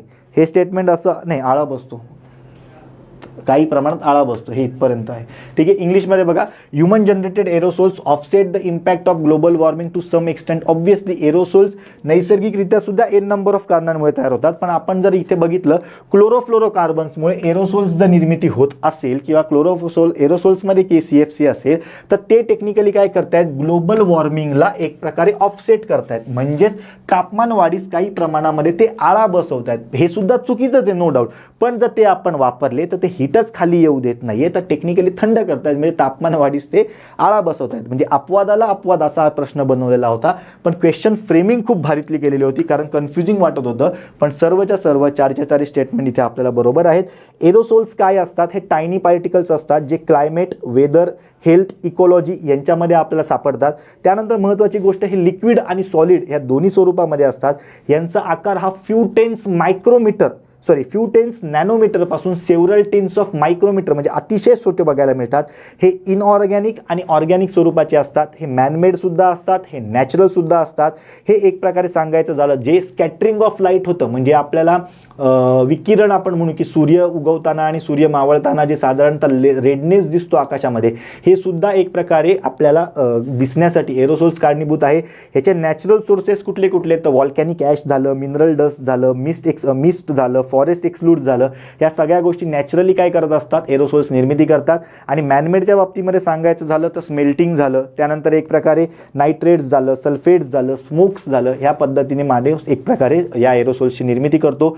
युज्युअली हे एरोसोल्स जे इथे आपण बघतोय ना, हे ओझोनला प्रखर करण्यासाठी सुद्धा कारणीभूत असतात, कारण हे स्ट्रॅटोस्फिअरमध्ये सुद्धा आपल्याला थोड्या बहुत प्रमाणामध्ये टेक्निकली सापडत असतात. बाकी याच्यामध्ये जास्त काही लोड घ्यायची काहीच गरज नाही. हे एकदम बेसिक होतं, जिथे फक्त तुम्हाला कळणं गरजेचं आहे की प्रश्न विचारायची किंवा हे वाक्य बनवण्याची पद्धत काय, आणि पुन्हा एकदा एरोसोल्स म्हणजे काय आहेत हे तुम्हाला कळणं गरजेचं होतं किंवा अपेक्षित होतं, किंवा त्याचा आणि क्लोरोफ्लोरोकार्बनचा संबंध कसा हे तुम्हाला माहिती असणं गरजेचं होतं. पुढे बघा, अगेन तेच आहे, तेच आपण सांगतोय. कितीतरी वेळा मी मॉन्ट्रियल करार सांगितला आहे. बरं, 2017चा PYQ 1985 मध्ये ओझोनला छिद्र पडल्याचं कळालं. ब बरोबर आहे, ऑप्शनमध्ये ब पाहिजे, नसेल कट करा. ओझोनला पृथ्वीचे संरक्षण कवच म्हणतात, सर्वांना माहिती आहे. स्ट्रॅटोस्फिअरमध्ये हा असतो 30 ते 40 किलोमीटरच्या दरम्यान असतो. ठीक आहे, स्थितांबरामध्ये म्हणजेच स्ट्रॅटोस्फिअरमध्ये आपल्याला तो बघायला मिळतो. तो पृथ्वीला येणारे किंवा पृथ्वीपर्यंत येणारे जे काही इलेक्ट्रोमॅग्नेटिक बेल्टमधले UV रेज असतात आणि अदर हार्मफुल रेज असतात ते एक प्रकारे स्वतःकडे ठेवतो आणि पृथ्वीचं तो संरक्षण करतो. म्हणजे ऑप्शनमध्ये अ पण पाहिजे, हा तुमचा ऑप्शन गेला. आता क आणि ड मध्ये कन्फ्यूज होतं. ठीक आहे, क सुद्धा तुम्ही टेक्निकली बघा, वरीलपैकी सर्वनुसार क तर बरोबरच आहे. 16 ऑक्टोबर हा जागतिक ओझोन दिवस म्हणून साजरा करतो. अगेन 2019चा प्रश्न, म्हणजे इथेच तुम्हाला बघा किती प्रश्न विचारले. आणि असाच कुठेतरी आय थिंक 2022ला प्रश्न आला होता. 3 प्रश्न आपल्याला एक प्रकारे आयोगाने PYQतनं दिलेत. चौथा प्रश्न आयोग म्हणतोय 1989 मध्ये ओझोन क्षयास कारणीभूत रसायनांच्या वापरण्यावर बंदी घालण्यात आली. साधं सरळ सोपं आहे ना, ह्याच्यातनं तुम्हाला कळालं पाहिजे. 16 सप्टेंबर 1987ला काय झालं तर बाबा मॉन्ट्रियल करार एक प्रकारे झालेला आपल्याला बघायला मिळतो. सायन्स वगैरे आपल्याला झालेला बघायला मिळतात. मग तेव्हापासून हा दिवस हा ओझोनच्या रक्षणासाठी आहे. कारण 1985ला छिद्र झाल्याचं कळालं, 40% छिद्र होते. ठीक आहे, कुठे अंटार्क्टिकावर. मग अल्टिमेटली मॉन्ट्रियल करार झाला आणि मग तो 16 सप्टेंबरला झाला. मग आपण तो काय करतो, ओझोन दिवस म्हणून साजरा करतो. याची अंमलबजावणी कधी झाली तर याची अंमलबजावणी आपल्याला 1 जानेवारी 1989ला झालेली बघायला मिळते. त्या अंमलबजावणीत काय ठरलं की जे काही हायड्रोफ्लोरोकार्बन्स आहेत, जे काही एक प्रकारे CFCs आहे क्लोरोफ्लोरोकार्बन, त्यानंतर जे काही हायड्रोक्लोरोफ्लोरोकार्बन्स आहेत HCFCs, म्हणजेच काय CFC, HCFC आणि त्यानंतर एक प्रकारे काय HFC, यांच्या वापरावर बंदी घालण्यात आली. या रसायनांच्या किंवा हे तयार करणाऱ्या रसायनांच्या वापरावर बंदी घातली. मग ती कधी बंदी घातलेली आहे तर इथे, पण ती बंदी अंमलबजावण्यात करण्यात आली तर इकडनं करण्यात आली. म्हणून टेक्निकली आपण बघतोय की सर्वसाधारणपणे ड सुद्धा स्टेटमेंट योग्य आहे आणि हे 4 वरीलपैकी सर्व तुम्हाला उत्तर पाहिजे. त्यानंतर आपण काय बघतोय की ह्या मॉन्ट्रियल करारामध्ये एकूण 9 सुधारणा आपल्याला झालेल्या बघायला मिळतात. हे एक महत्त्वाची बीट आहे. 9 सुधारणा इथे आपल्याला मॉन्ट्रियल करारामध्ये झालेल्या होत्या. ठीक आहे, त्यातली सर्वात लेटेस्ट कुठली होती 2016ची आपल्याला किगाली सुधारणा बघायला मिळते. मग किगाली अमेंडमेंट आपण त्याला टेक्निकली असं म्हणतो, ज्याला भारताने सुद्धा कधी मान्यता दिली आता तुम्ही सांगायचं आहे. ठीक आहे, मी मागच्या पर्यावरणाच्या ह्याच्यात तुम्हाला सांगितलेलं आहे.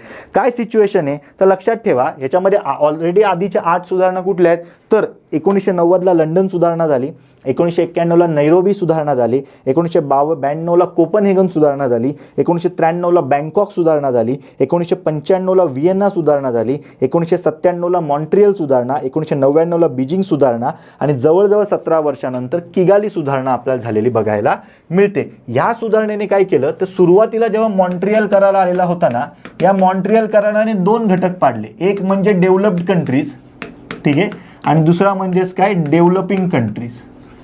ठीक आहे, यांनी हे वापर कधी, म्हणजे जे काही आपण मगाशी बघितले ते सर्व रसायनं वापरण्यावर कधी बंद घालायची ह्याचा आपला टार्गेट इयर ठरवण्यासाठी हे 2 गट पाडले. पण किगाली ॲग्रीमेंटने एकूण 3 गट पाडलेले आपल्याला इथे बघायला मिळतात. पहिला गट त्यांनी ठेवला ओल्ड नावाचा, ज्याच्यामध्ये त्यांनी एक प्रकारे सांगायचं झालं तर असे कंट्रीज ठेवले की ज्यांच्याकडे ऑलरेडी आपल्याकडे डेव्हलपमेंट आहे किंवा ते मोस्ट डेव्हलप्ड कंट्रीज आपल्याला बघायला मिळतात. अशामध्ये त्यांनी काय ठरवलं, यांना 2 टार्गेट दिले की जे हायड्रोफ्लोरोकार्बन्स आहेत म्हणजे जे आपल्याला HFCs बघायला मिळतात. आता हे HFCs साठी असणार आहे की त्यांना सांगितलं की 2024 पर्यंत 45% HFC आणि 2036 पर्यंत 85% HFC वर तुम्ही काय करायची, बंदी घालायची, ह्यांचा वापर करायचा नाही. 45% कमी करायचं, 85% कमी करायचं, हा किगाली ॲग्रीमेंटने सांगितलं. दुसरा गट त्यांनी केला 2 स्पेसिफिक देशांसाठी त्यांनी केलेला होता. एक म्हणजे चायना आणि ब्राझील. ठीक आहे, त्यात त्यांना काय सांगितलेलं आपल्याला बघायला मिळतं की तुम्ही डायरेक्टली 80% HFCचा वापर कमी करायचा आहे. तर कधीपर्यंत त्यांना सांगितलेलं बघायला मिळतं 2045 पर्यंत. आणि तिसरा गट त्यांनी काय केला, रेस्ट म्हणून ठेवला, उर्वरित कंट्रीज, ज्याच्यामध्ये आपली इंडिया सुद्धा येते. आणि मग आपल्याला बघायला मिळतं त्यांनी इंडियाला सुद्धा किंवा रेस्ट कंट्रीजला 80% HFC मध्ये घट करायला सांगितली. कधीपर्यंत 2047 पर्यंत. मग ही किगाली सुधारणा आपल्याला बघायला इथे मिळते. हे लक्षात ठेवणं तुम्हाला कंपल्सरी गरजेचं आहे. ठीक आहे, आता आय होप तुम्हाला नाही, सॉरी, 2 प्रश्न आपले बाकी आहेत, मला वाटलं झाले आपले प्रश्न. ठीक आहे, म्हणून त्याचं उत्तर वरीलपैकी सर्व होतं.